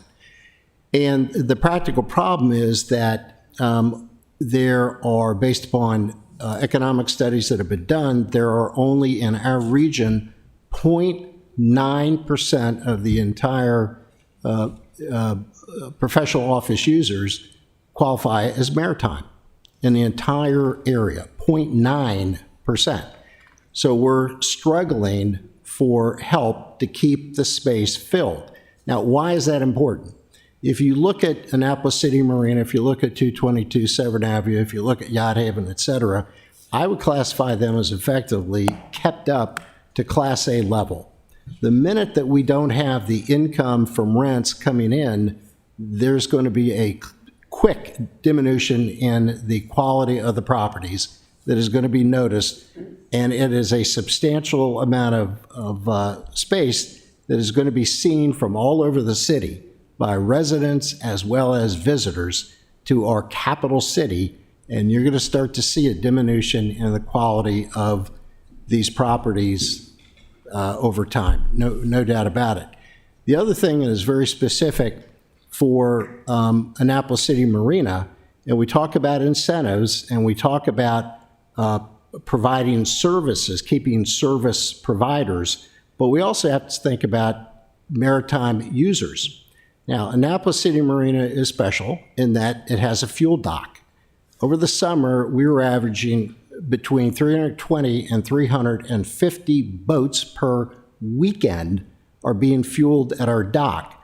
You don't see that right across the creek at Yacht Basin Company because it tends to cater to a much larger craft like Steve Buscotti's big boat that takes 5-6 hours just to fuel the boat. But we are catering to people who use their boats. Many of them are your citizens. Many of them live in my ward. They're all over the place. Ross is one of them. And here's the practical problem. Believe it or not, there's not that much money made on selling fuel. It is an accommodation. It keeps boaters in our marina, but it helps the other marinas in the area. It helps citizens. It helps everybody. We need to be able to subsidize the fuel dock, which is a hard maritime use, ergo a trigger, with rents which we get out of our office building, which, by the way, pre-existed the current 1987 legislation. We're not asking to build anything. We're not asking to add traffic. We're not asking to get permits to build anything. We just want to put bodies in the offices that already exist, okay? Now, one of the key things in terms of the incentives that have come up with, and believe me, there were a lot of things that we would love to have seen, which we haven't seen, and we're trying to work to come up with something that's fair and reasonable across the board. We need a win-win-win. We need a win for, obviously, the owners. We need a win for the citizens, and we need a win for anyone else who comes into the city to enjoy our city. And we think what this does is provide that without giving anybody some ridiculously unfair advantage over someone else. We're giving them something for nothing. But one of the key incentives, talking about that would be able to boost, for instance, our property up to a 55% use, would be parking. Now, we're unusual in that, A, we're in the WMM, we're professional office space, but we have a substantial amount of parking. And the incentive has to be there for us to use that, because believe it or not, to allow the public to use the space, we have to provide a certain amount, but this would enhance that tremendously. And in talking to people in Eastport, because there are some of us who have talked to a lot of them, you know, they would love to see the ability to get cars off the streets into a central location to open up parking spaces for people who actually live there. When they come home, yay, they have a place to park. We have the ability to do that, but there has to be an incentive, because believe it or not, that costs us money to do it, but it's the quid pro quo part of this thing. But and that's what a lot of these numbers recognize. In all due respect to you all that are concerned about this 50% number, I think it's what we refer to in my profession as a red herring. And the reason why I say that is this. When you look at the enabling legislation that created the maritime districts way back in 1987, if you read it, it talks about the key is to preserve the hard maritime uses. Those are the uses that the public sees on the waterways. It's not who sits inside of an office building, quite frankly. It's the hard maritime uses. And again, we're in a very special place in the WMM, and our project, and 222 has the same issue, quite frankly, as does Yacht Haven, I will suggest, that we need the help in able to have enough non-maritime professional office tenants to help us keep the hard maritime uses that we provide, things that we see. And we believe that this legislation is in furtherance of really doing that. We're not suggesting it's 55% in our case of who sits inside a professional office building. That's the impact that it has on us. But the trade-off for that is we can then provide parking that will help the citizens of Eastport, okay, because we can get workers who come there every night, fill up the streets to come to our property, which we're already doing in a sense right now. We've been voluntarily providing that service for the past year. So I hate to see this get bogged down in a hardcore debate between 50 and 55%, when you really take a look at the 5% that you're talking about, which is what we really need. Quite frankly, we really need 60% if you want the truth, but we can deal with 55%. You get us to 50% on non-maritime users in the professional office space, which again is all we're talking about. It is really a financial burden. And the final thing I'm just going to say in terms of the quid pro quo, we have to replace our fuel docks, or our fuel tanks. And 2 years ago, the cost to do that was $1.2 million. Right now, they're quoting us $1.6 million. And we cannot do that if we have empty office space, and we can't do that if we don't get the kind of rents that we need to have when the numbers break down by the time you pay your debt service and all the other costs involved. We know what the numbers are, and we know what we need to make the amount that will allow us to spend that kind of money to replace the fuel tanks that are, again, if we don't replace them, that fuel dock will shut down. And what's that going to do to our maritime industry? It would be catastrophic. So we just ask you, maybe I'm going to ask you this way. Please remember the old adage, the enemy of good is perfect. And what I'm concerned about here is trying to achieve perfection, and please certain people that seem to be resistant to change, quite frankly, because why is it taking this many years to be able to have this kind of a discussion is beyond me.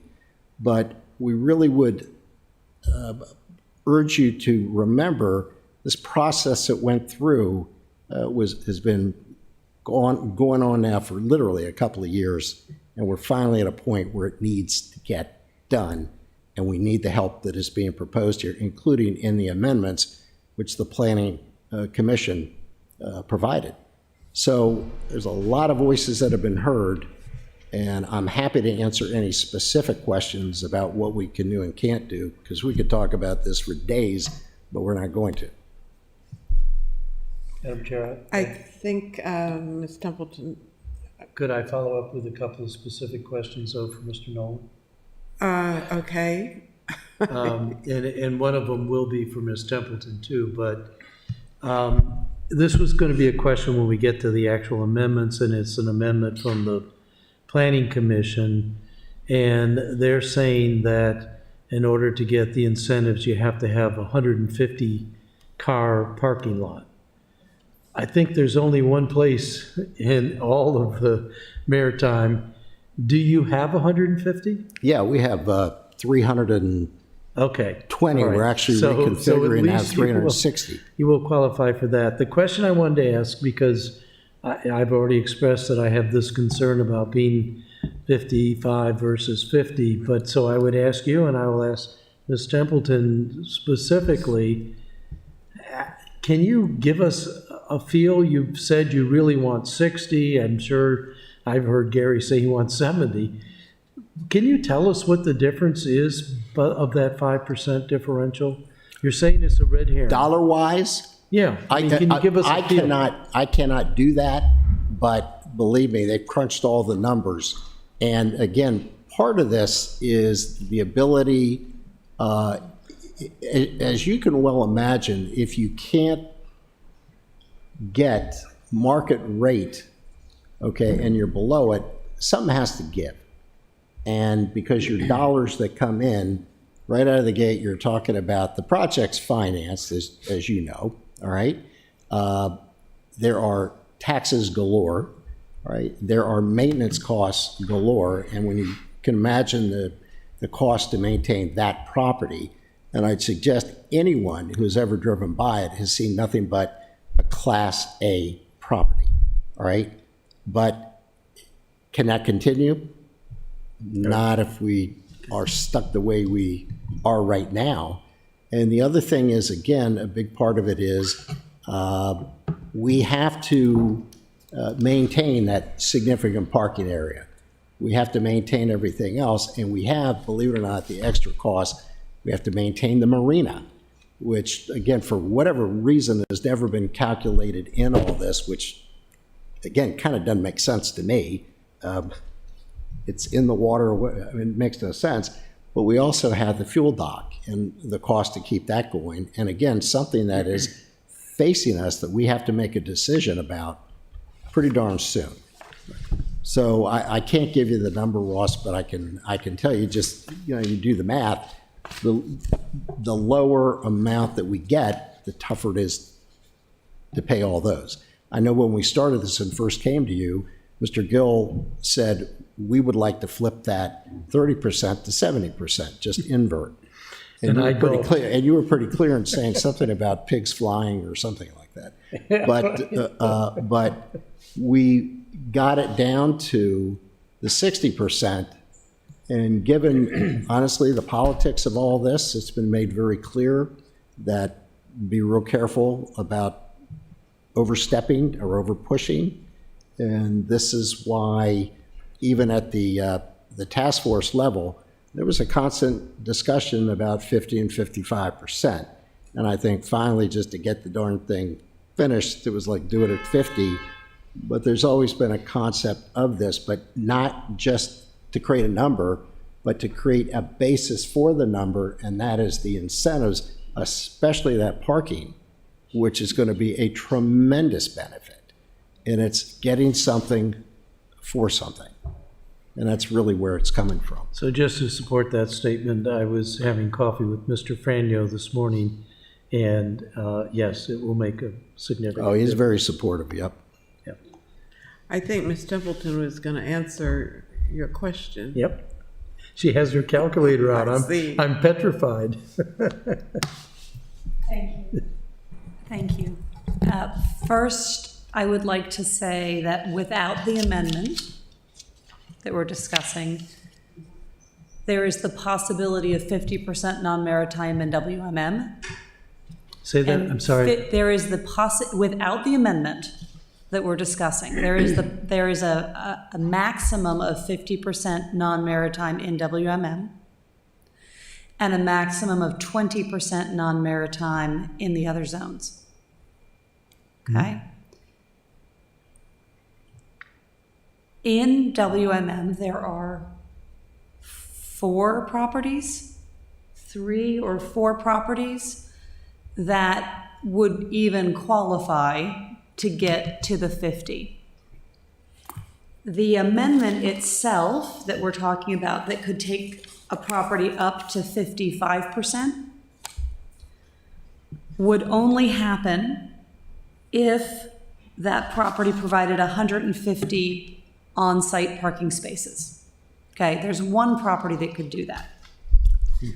Or if a property donated $125,000 for improving street ends. Or if a property built a community boating facility, which would cost more than $125,000 and require that you dedicate land from your property to do that. So none of those are things that I think a property is likely to do for 5%. Sounds like one of them that has 150 parking spaces would be willing to do it for 10%. So we're really probably, realistically, talking about one property becoming 55%, maybe. Just so we're clear. This is not all the maritime properties become 55%. The vast majority of them could only get to 20% anyway. Yeah, I hear you. So that's number one, just so that we realize the scope of what we're debating. Number two, I've got a WMM property. I've got an empty building. I'm struggling to get tenants to renovate it, right? Tenants who can pay a rent that makes sense. It's 6,000 square feet. Just for reference, 5% on my property is 3,100 square feet. 5% on ACM's property is probably 3,800 square feet, give or take. Could you, 75,000 square feet times 5%, right? 3,750 says my iPhone. My 6,000 square foot building, if it were full, would be providing the city $18,000 a year in property taxes. It would be housing 5 businesses with 19 jobs.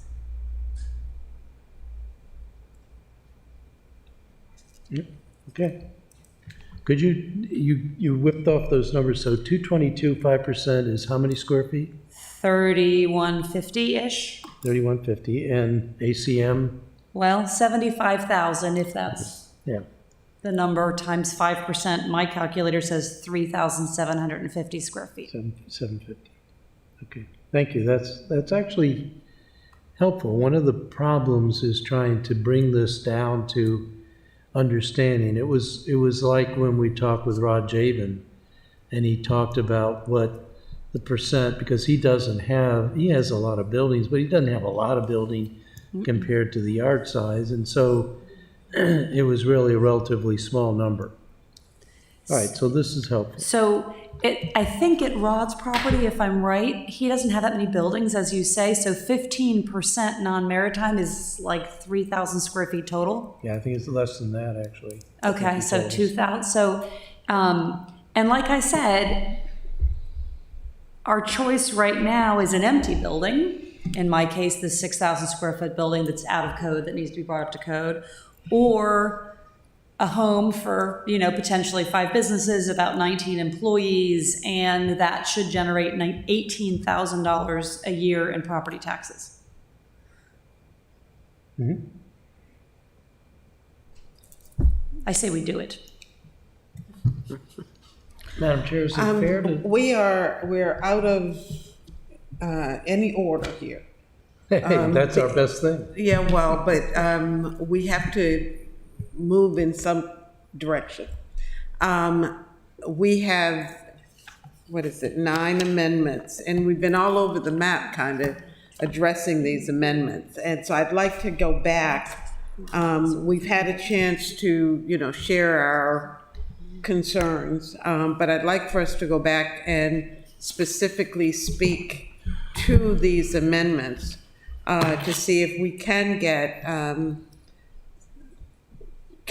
through this piece of legislation. So I've been holding off Alderwoman Tierney, who is one of the sponsors, and so I'm going to ask you now if you would like to give us an explanation. I find these amendments to be extremely confusing because they seem to be several amendments merged into one. And so I'm not sure how we're going to even address these because they too seem to be kind of scattered. But go for it. Thank you, Madam Chair. I have about 4 Ward 1 residents that were on the task force, and I'm getting texts from them being very discouraged because it sounds like we're relitigating or having another public testimony when a lot of these issues have been discussed. And please remind them that this is the Rules Committee. It is, and that's fine. And, that's fine. And I am talking about the right legislation. No, it was a joke. But also, they did point to the fact that in this document, there is a linear path that we're trying to follow. And we are somewhat on schedule in that, and we are on the ordinance, which has been reviewed by Planning and Zoning, Maritime Advisory Board, Planning Commission, and the City Council. So there's to date, because I hear amendments and nobody knows what amendments. To date, we have the report, and then we had the Planning Commission do a very thorough 7-page review. They recommended the legislation 5-0. As you know, they put their recommendations in a different kind of format. They came up with about 12 recommendations and 12 bolded recommendations from that. And I think what Eileen tried to do at the beginning of this meeting was to just give you a synopsis of those recommendations. Alderwoman, we're looking for the amendments. I know, I'm getting to that. To the amendment. I'm getting to that. So Jacqueline did heroics in translating those recommendations into the 9 amendments. I think it's easier if I go through the amendments and then cross-reference the pages of the Planning Commission report that it's trying to address. That's the objective of this amendment, or these amendments, where they're recommended by the Planning Commission. It probably would have been better said if these amendments address the recommendations of the Planning Commission. So, for example, Amendment 1, the Purpose Enforcement Annual Report Clarification, would tie into page 6 of the Planning Commission, which reiterates that it's imperative of the planning, before somebody applies, they have to be in compliance. And that is addressed in their recommendations, and there's also, this goes a little bit further and says that they should have a report every year. I thought it was every 5 years, but they went a little further and said every 1 year. And Sally, correct me if I'm wrong. But, and then you can see there, it says, listing, I can read you each paragraph, but to submit to the director an annual report with an update of the percentages, et cetera, their uses, updates of just to make sure that they're in line with the comprehensive plan. So it's about reporting, which the Planning Commission recommended. And so I don't know if you want me to just talk about all of them or one by one. Well, we're on Amendment 1. And so I'd like to ask Dr. Nash then, If you are submitting number one, amendment number one, number C3 speaks to the planning director submitting an annual report, separate and apart from a report that goes to the, another report that goes to the planning director, and a report that goes to, I think, the city manager. I'm just trying to gather. Would it help if I read the planning commission's recommendation?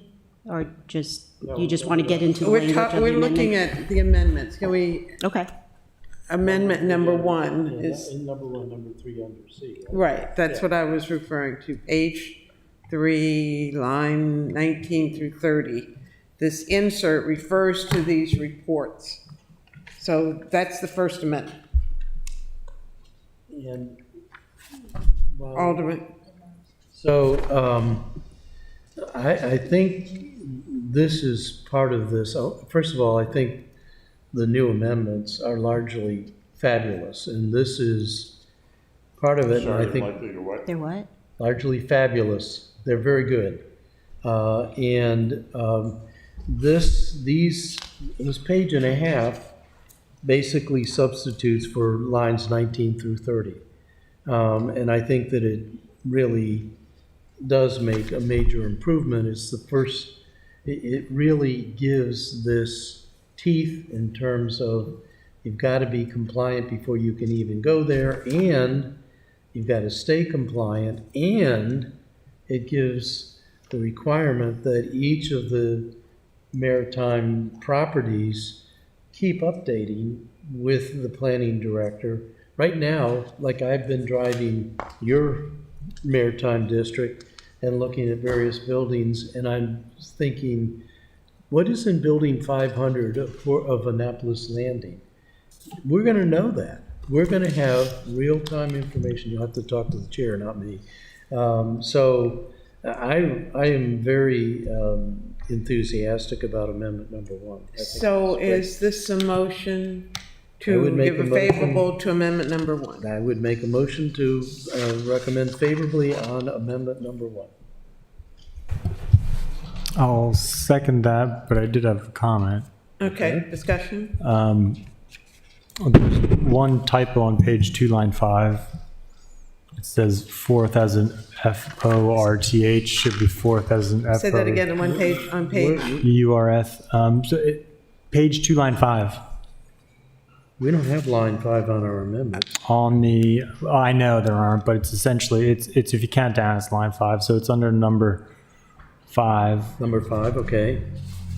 on the second line and number 5. December 1st of every successive fourth year? Yeah. Is that the error, the spelling error? Yeah. I mean, that could be correct in drafting, I think, but my bigger question here is just if we should have the report that's referenced in number 3, have that get delivered to the Economic Matters Committee as well, in addition to planning and zoning. I think it might be good to have that committee get briefed on any findings of significance. I'm not understanding your question. He's back on page 1 of the amendment. On page 1, number 3. Yeah, I got It that. but- requires an annual report, Oh. and it gets delivered to the Planning Commission. And I'm just wondering if that should also come to the Economic Matters Committee so they can see if there's anything that needs to get Some reported council on. committee, we get left out. Because we haven't, I know we've delegated some of our zoning authority, but I think this is related, the whole reason for doing this is to help support the maritime ministry. I think we should get a report on that to that committee. So Alderman, are you suggesting after plan and to the, which committee? Economic Matters. So after the planning commission, After planning, to the planning commission, and then are you saying and to the Economic Matters Committee? Yes. I'd second that motion.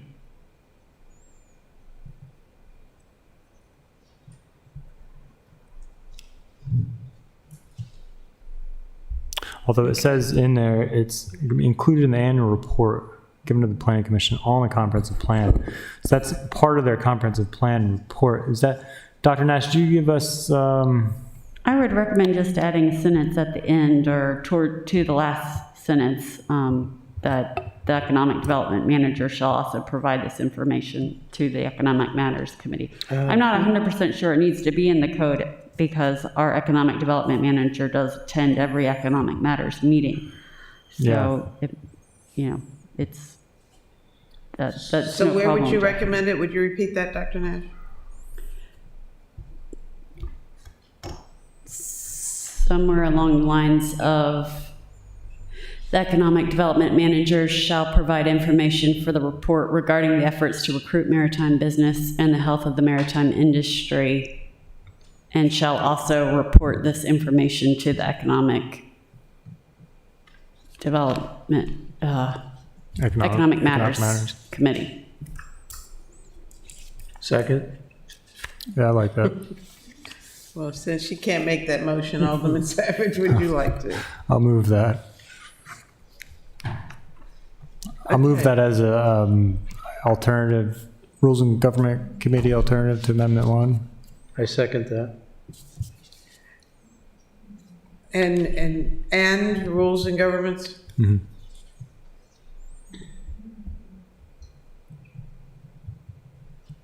Are you good, Ms. Green? You're getting a workout tonight. Really? Okay, so we have amended, I'm sorry, just to be clear, you're also adding rules and city government to that? yes. Okay. So economic matters and rules of city government. Okay. So we have two one spelling correction and one amendment to Amendment 1 of the Buckley-Tierney Amendment. Further discussion, Ms. Templeton? Madam Chairwoman, I am curious to know if the way it's written, would property owners have to provide the square footage, the use code for every space they have, including spaces that are vacant? Including, what was the last thing you said? Spaces that are vacant. I ask because without that specific information, we won't collectively have as good a sense of what types of maritime we have and also how much space we have as a community. And knowing what's vacant as well as how things are specifically used, I think is very important. And I don't know. The intent was to have all space, including vacant. And would we require square footage and the use code to be reported? Because those are details that I would hate somebody to come back and say, well, it didn't specifically say I had to do that, so I'll just tell you it's this kind of use. So would that be best suited under C1? What do you guys? I don't know if it needs to be included, but, and what happens if I don't give you the data? I don't know that it's explicit there. I know if I'm out of compliance, what happens, and it's pretty bad. Mm-hmm. But I don't know what happens to me if I don't give you the data. I really want you to make me give you the data. Yeah, no, I hear you. Thank you. I think, Madam Chair, you might be right. That would be maybe an expansion of C1. Mm-hmm. Trying to think of. We could say that the information provided should include, and then the items that Ms. Templeton mentioned.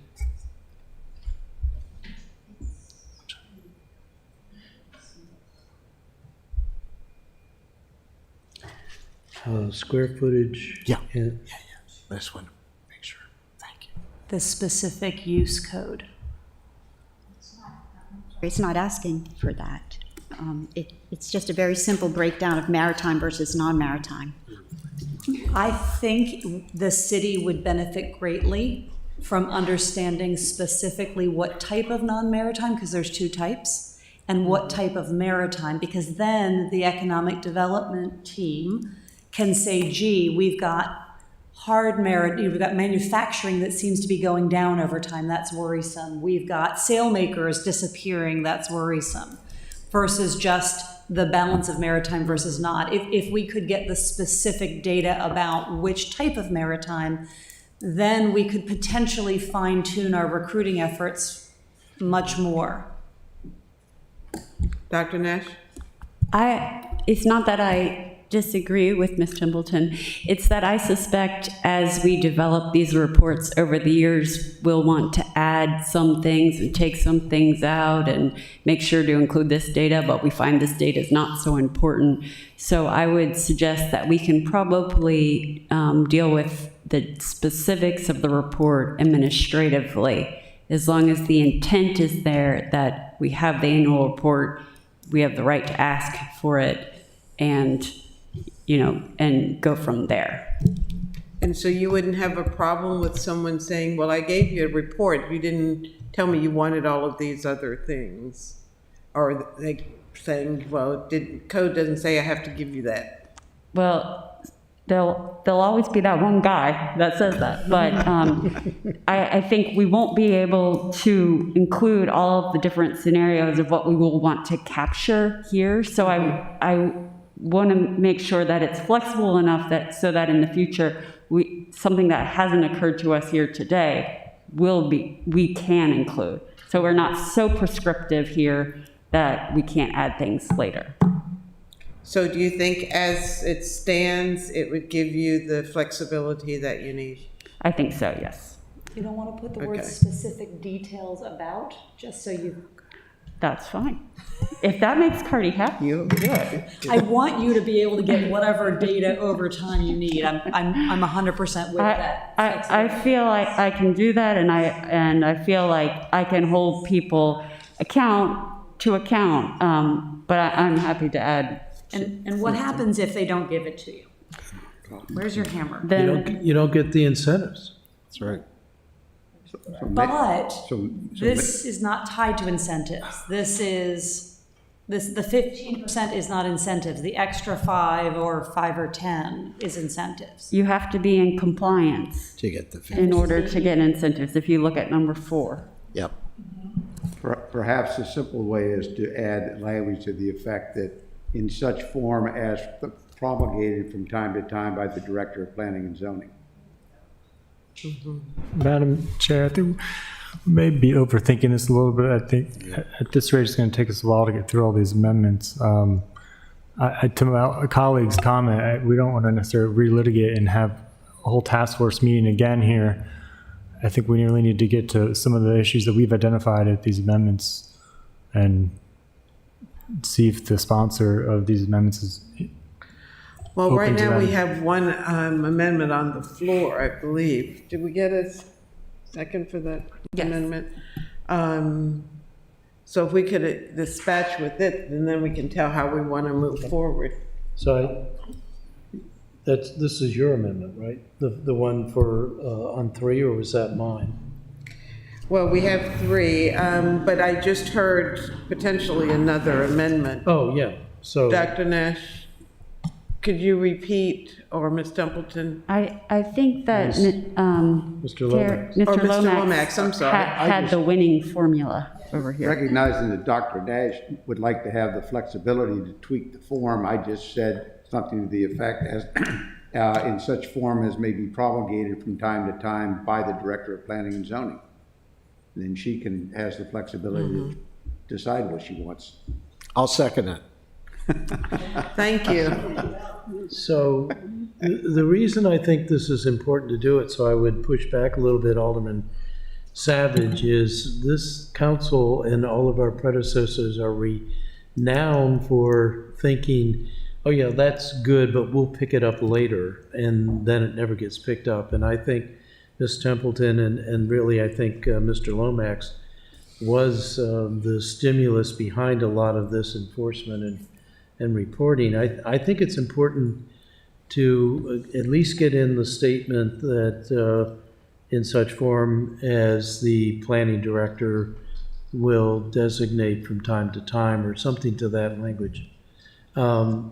Gets it in there that it's expected the planning director, and this goes to what we talked about with the city attorney earlier about promulgating rules and regs. This would be part of that. It's done administratively, and so in such form as the planning director may promulgate from time to time. That goes at the end of 2. And compliance right now is only with the allowable percentages. Yeah, I know, I hear you. Compliance needs to include, you gotta turn in the report every year.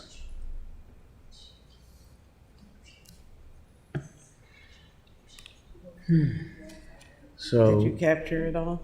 'Cause I did. All right, so I'm going to try. So at the end of C1, we would add a sentence that says, the reports will be in a format that the planning director will promulgate from time to time. You might want that at the end of number 2 instead of number 1, because number 1 only deals with those of us who are doing non-maritime. Number 2 is for everyone. Yeah, you're right.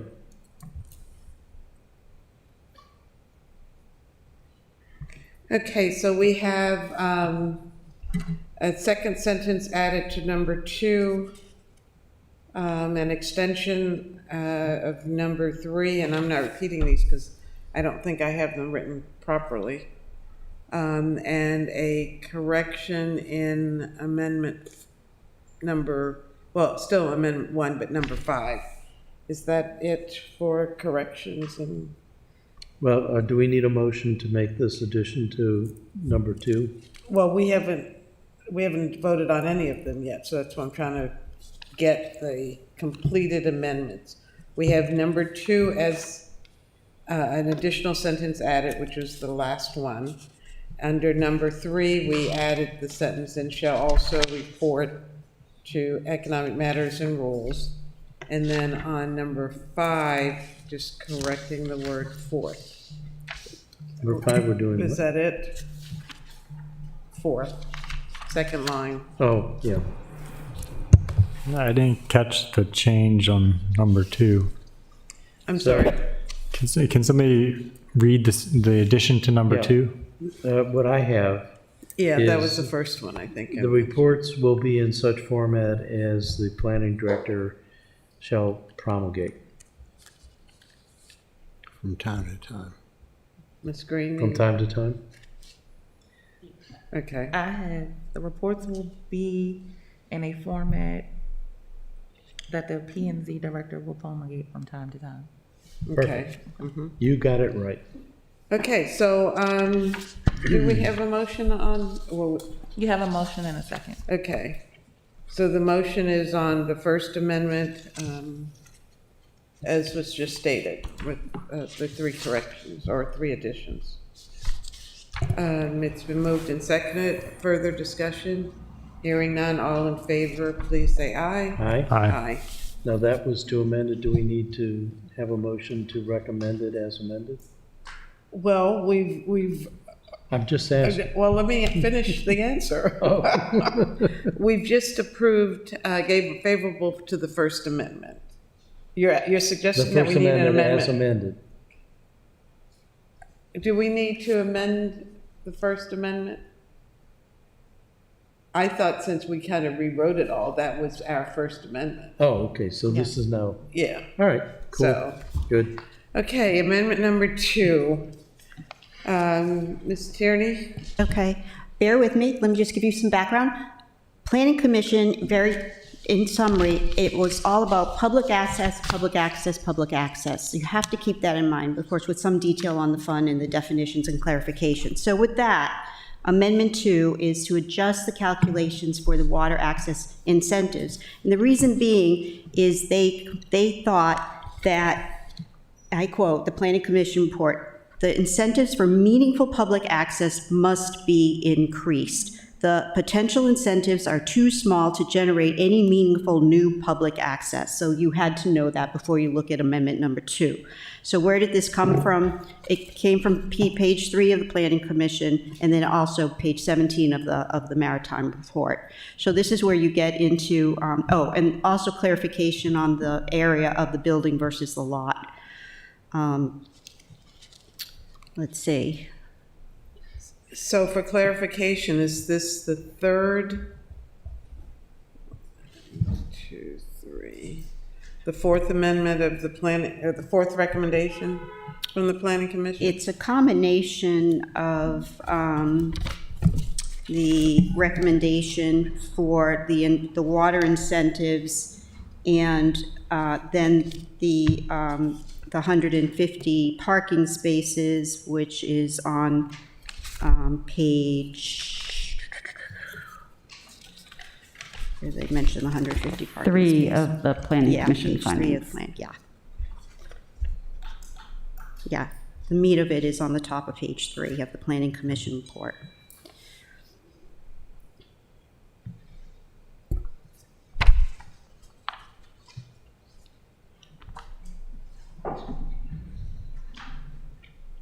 Is that the gist of it, Dr. Nash? And the Planning Commission addresses that a reasonable fee can be charged, which is the page 4, line 13. Okay. And that's established by resolution of the City Council.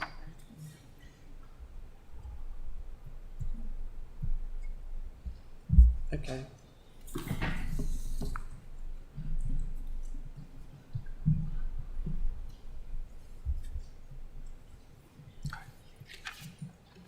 That's just a clarification. It should have been 10. It's still at 5.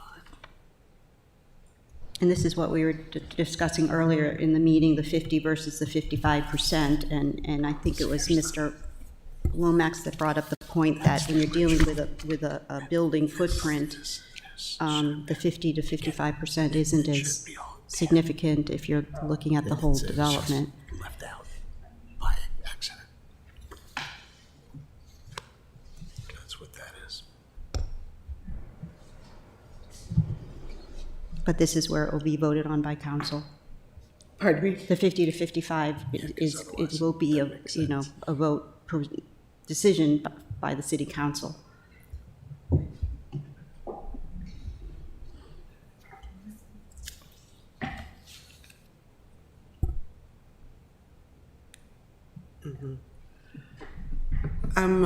May I ask you, when you're not speaking on the subject, to turn your mics off? Those who are listening at home are having trouble trying to figure out whether to listen to you guys, these folks, these. So just a little bit confusing. So thank you. Also, we realized in that amendment, there is one place where to be consistent with the other parts of the amendment, we need to change the 5% that's in the ordinance on all lines 6, 8, and 11 have to be changed from 5 to 10 if you are in favor of this amendment. What page? So if we're looking at the original ordinance, it's page 4, lines 6, 8, and 11.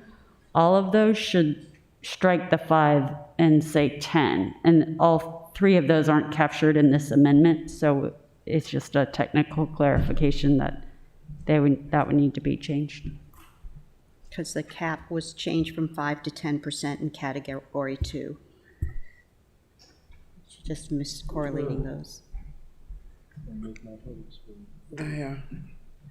So we're changing it from Say that again, Dr. Nash, I'm sorry. Well, it might be easier if first you discuss whether you would support this amendment or not.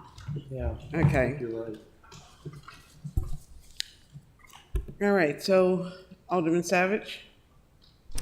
Yeah, if we support this amendment, I'm fine with what's being proposed, but I'm still not quite sure how I feel about going up to 55%, in the sense that the current maximum, I think, is what, 30% in the WMM, so we're doing a jump of 25%.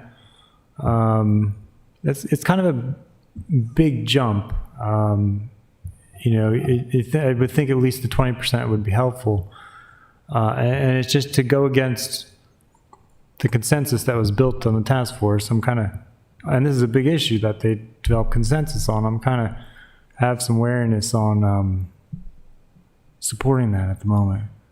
I think I would want to go back and hear from the entire task force to see what they thought on that, and maybe even invite the planning commission back on that particular point. So I'm not ready to take action on.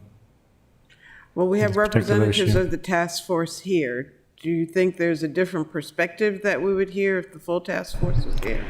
I don't know. I mean, there were a lot of people on the task force looking at I don't know if we'd have to change the whole strategic plan that was adopted too, but there was that whole effort that was put together, and this just seems like a big issue. I'd have to look at the membership.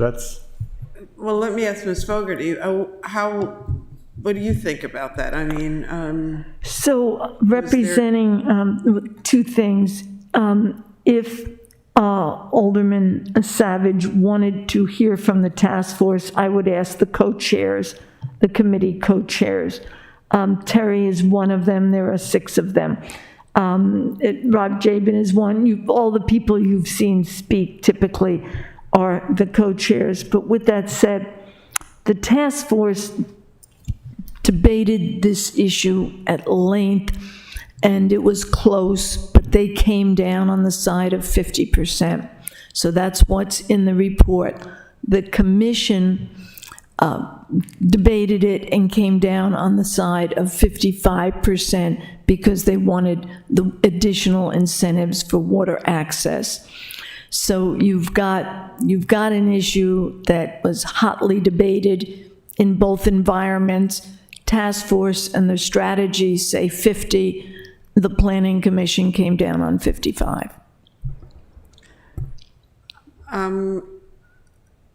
so let me ask Alderman Savage, would you prefer we not take a position on this amendment at all, or? Well, I'd like to hear, and this is not going to impact my ward, although it is going to impact the whole city, so I'd like to hear more from our colleague. I mean, all that being said, I do hear the wisdom of having a little flexibility, more flexibility in order to try to get some of these additional, the parking spaces and the improvements to the street and parks, to get some of those other triggers to be actually utilized by the owners. But yeah, so I'm just undecided at the moment, but I'm open to hearing from both of you. Alderman Arnett?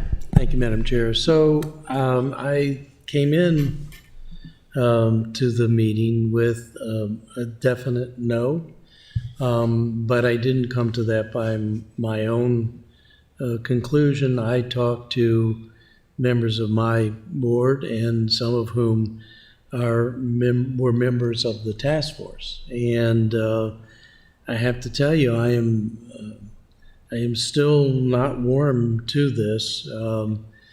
I guess my sense is, as Alderman Savage said, we're making some pretty big changes here. But part of the task force sentiment was we shouldn't wait another 34 years before we re-examine this. And in fact, we should re-examine the legislation fairly frequently. I'm reminded of what my grandfather said: just because a little bit's good doesn't mean a lot's a lot better.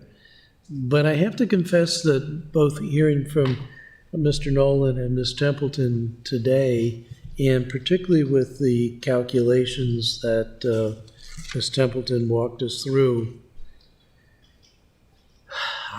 Gosh, I mean, it's really tough. But I do think it's the responsibility of this body, this group, to come up with a recommendation to go to the council. I just don't feel like I'm ready to do it right now. I'd almost like to go on through the rest of the amendments and come back to this if we have time, and maybe even come back to this at another meeting after we've had more chance to vet it with our constituents. But if we can get through all the other amendments tonight? Well, that was my question to Alderman Savage, if we would not take a position on Amendment 2 and go on to Amendment 3. And we can come back to it if we have time. If not, we can leave it to the full body on the floor of the council meeting. So it's your choice. I'm going to have to call on Dr. Nash first and then Mr. Nolan. I'm sorry, Mr. Lomax, sorry. Both Ms. Fogarty and I have a conflict at 7. I have to go to the Board of Appeals. No, they're not important. What are you talking about, the Board of Appeals? Really? So that's one problem.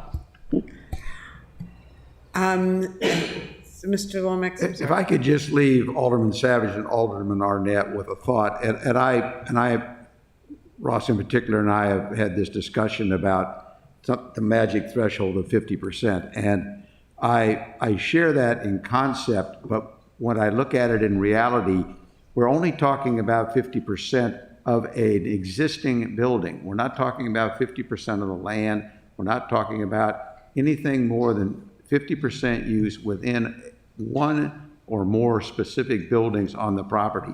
And the property is not going to be 50% non-maritime. It is only that building or that portion of the property that's in a particular building that's 50%. And I know it may be semantics, but perhaps that semantic will help overcome the concept of we're going above 50% if we do this. I just leave it at that. I don't have a recommendation one way or the other. I was on the task force. I think the task force consensus generally should be accepted, but I personally don't have any heartache about accepting the fact that we really aren't going over 50%, not non-maritime at this point. Alderman Arnett? So, not to make a tough situation more complicated, in going through all of the amendments and thinking about this, I also remember, and it was recommended to the Planning Commission, that under Category 1, 1A, I think there were some real questions raised about the integrity of the city accepting a slip, and it's a slip for the fireboat, and certainly was recommended to the Planning Commission that that be taken out. But on a more broad basis, I'm having a hard time getting a good feel for why there are two different sets of categories and why the contributions. So like we're talking about amenities for the residents. I think a water taxi landing is an important amenity, and I'm wondering why it's only 5%, whereas if you do a one-time only $120,000 donation to beautify the end of a street in park, that's 5%. So I think that there's some more thinking to do. I don't even, what is and this was a big point of discussion at the Planning Commission, a boat launching facility. What does that mean? So I'm not sure that this whole incentive thing, I think, is the crux of the legislation. Not only the size or the amount of benefit you get from the incentive, but also some of the incentives themselves. And that's where I think some of my unease is not just going from 50 to 55. It has to do with the composition of the incentives. And as a council, we really have not had any time to discuss that. And I think that it is an important part of the thing, and I'd hate to defer to a city council meeting to get into that level of detailed discussion. So it was my hope that we could discuss this at the Rules Committee. Well, I am not opposed to us having another meeting if we have to, and asking that this not be on the agenda until the meeting on the, 25th? 25th. Until the 25th. That will give us another opportunity to further work through these amendments and any others that I think may be coming, because I understand one of our colleagues has several amendments I know. that are coming our way also. I can tell you, Madam Chair, that others then some questions about why in Amendment 9, I am largely comfortable with all of the rest of the amendments. Okay, so Alderwoman Tierney, please make a note so that you can address her amendment. So, I mean, Yeah, right. Say on Amendment 2, just to reiterate that it is, again, just for WMM, and that the Planning Commission did reiterate that the WMM contains a higher percentage of office and commercial space than the other zones, which is a factor in their suggestion. So I am going to suggest that we defer discussion on this to another special meeting of the Rules Committee. And I hope you're all available to come back, and feel free to bring others, I know. So that we can work through, all of these questions. And I don't want to hold you ladies up any longer than you have to, because you got to go home and get online, so I got that. Mr. Lemon. In some of the amendments that may be coming, there's a reference to 5,000 square foot marina. That is 50 feet by 100 feet. Look at this room. You're probably looking at a 5,000 square foot footprint, pretty close. Not much of a marina.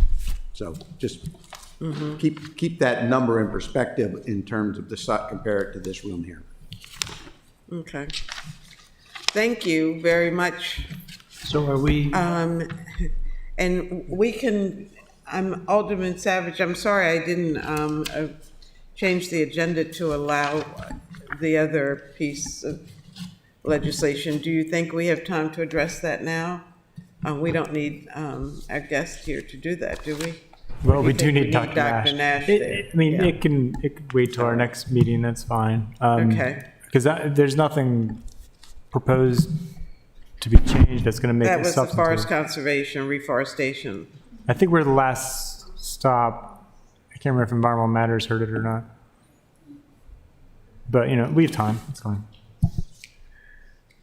Okay, and 032, did we, is that yours also? Is that the use and occupancy, or is Yeah. that That's yours also? that can wait till another Okay. meeting. okay. Okay, then we can postpone action on 025, 032, 034. I think that's it.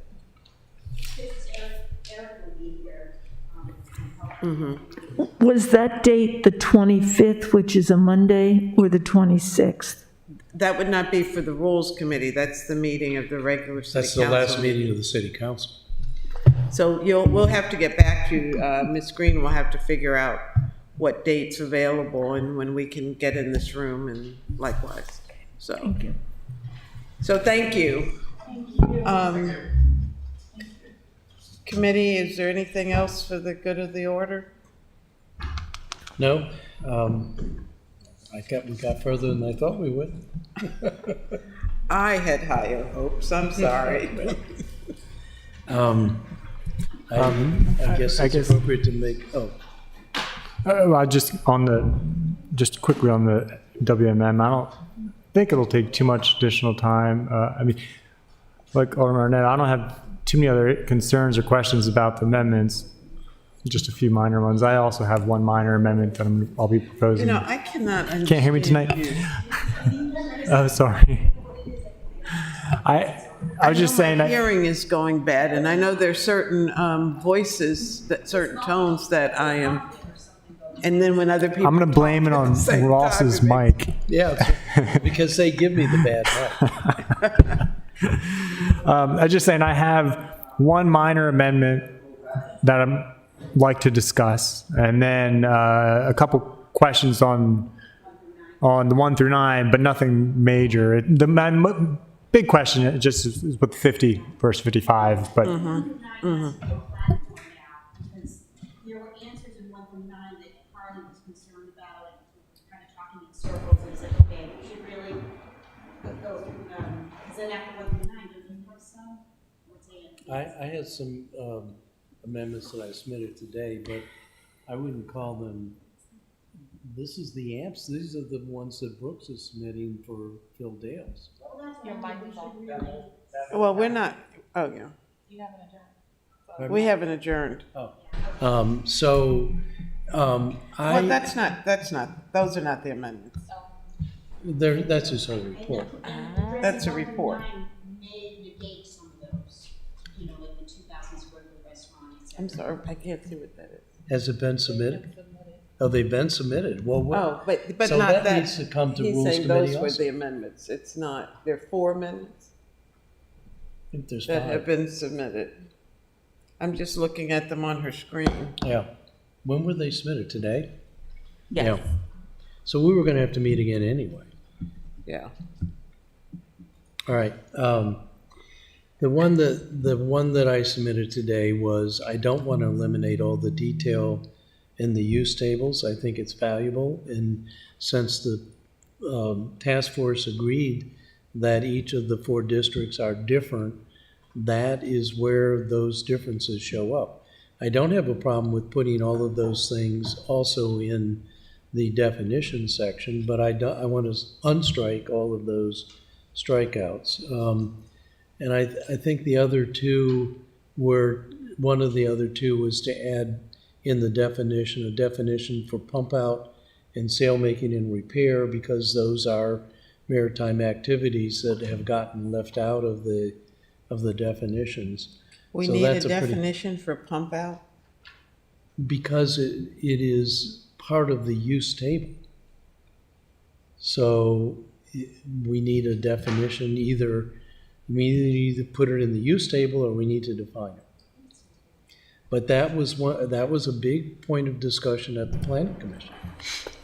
Pump outs and also the sail making and repair, and there are 2 sailmakers now in the WME that are not included as a maritime use. Yeah, well. Yeah, they said they're giving us definition of public. They wanted a definition of public access, and then they said the council might consider adding sail repair to the working boatyard definition, adding pump out as an incentive, or to marine services, and changing trigger, the famous word trigger, to retention bonus. But those were just considerations. So they're not in the amendments 1 through 9. Okay, well, we have their recommendations. And so we just have to, we now have 10 that are ours, because the first amendment that we rewrote becomes our amendment. And that's what Okay. Takia was telling me. So Buckley and Tierney have, in essence, 8 amendments instead of 9. Or they still have 9 and the first one failed, but we didn't vote on it. Wait a minute, no. So Go ahead. it doesn't technically fail because this is committee. We didn't take a position on it. Right, you guys just didn't take a position on it, but it will still remain as Buckley and Yeah. Tierney 1 through 9. And then you'll have rules Number 10. number 10. One you kind of, one you rewrote, kind of, one you. I'm sorry. One Again, you, I know, a muffle, one you rewrote, one was the one. That's what I was just saying, that's number 10. So yours will remain the same. How does that happen, if 1 through 9? Right. Okay, So But one we that's didn't- your amendment, okay, and they, in essence, rewrote your amendment. So correct. that one becomes their amendment. Yours will remain the same without their additions. And what number does that get then? Your amendment number 1 stays the same, but we took no position on it. Okay, What we That just rewrote shifts. of that becomes Amendment 10. that's the 10. Got it. Yeah, okay, so we're good. Any other, anything else for the good of the order? Alderman Paoli, you're just here hanging out because you don't want to go home, or? And kicked him out of the what? house. Thought we were going to talk the police bill. Just kidding, just kidding. That was part of why I was here, but I was basically here to listen to this and listen to everybody repeat themselves over and over again. I And I tried might to add, I'm not control. looking necessarily at my colleagues, but, and I had to blame my residents. I don't think they They're texting realize that there are 9 amendments here. Well, I don't, I understand that, but, you know, we had 9 amendments to get through, and, well, we didn't get through them, so. Well, we got one. See, anybody thinks Rules Committee doesn't have a lot of work? I had to bring a suitcase to bring all of this legislation. Well, And I brought a purse. you know, folks, I think, are interested and excited about, you know, this possibility, and I don't blame them for wanting to speak and to be heard. And I know you're the same way. I never discourage anybody from coming in and speaking yes, no, or anything else. And I think, like I said, I think everybody maybe talked a little bit more than we would have liked to get through all 9 amendments. Let me put it that way. So, Well, we but knew, it's the way it goes. we knew we wouldn't get through all of them, Well, I think as long as we, so. do you have a date? Was this reset already? No, Ms. Green will let us know Okay. tomorrow. All right. Yeah. Terry's So, a well, good thank you. editor. And congratulations again. Not quite.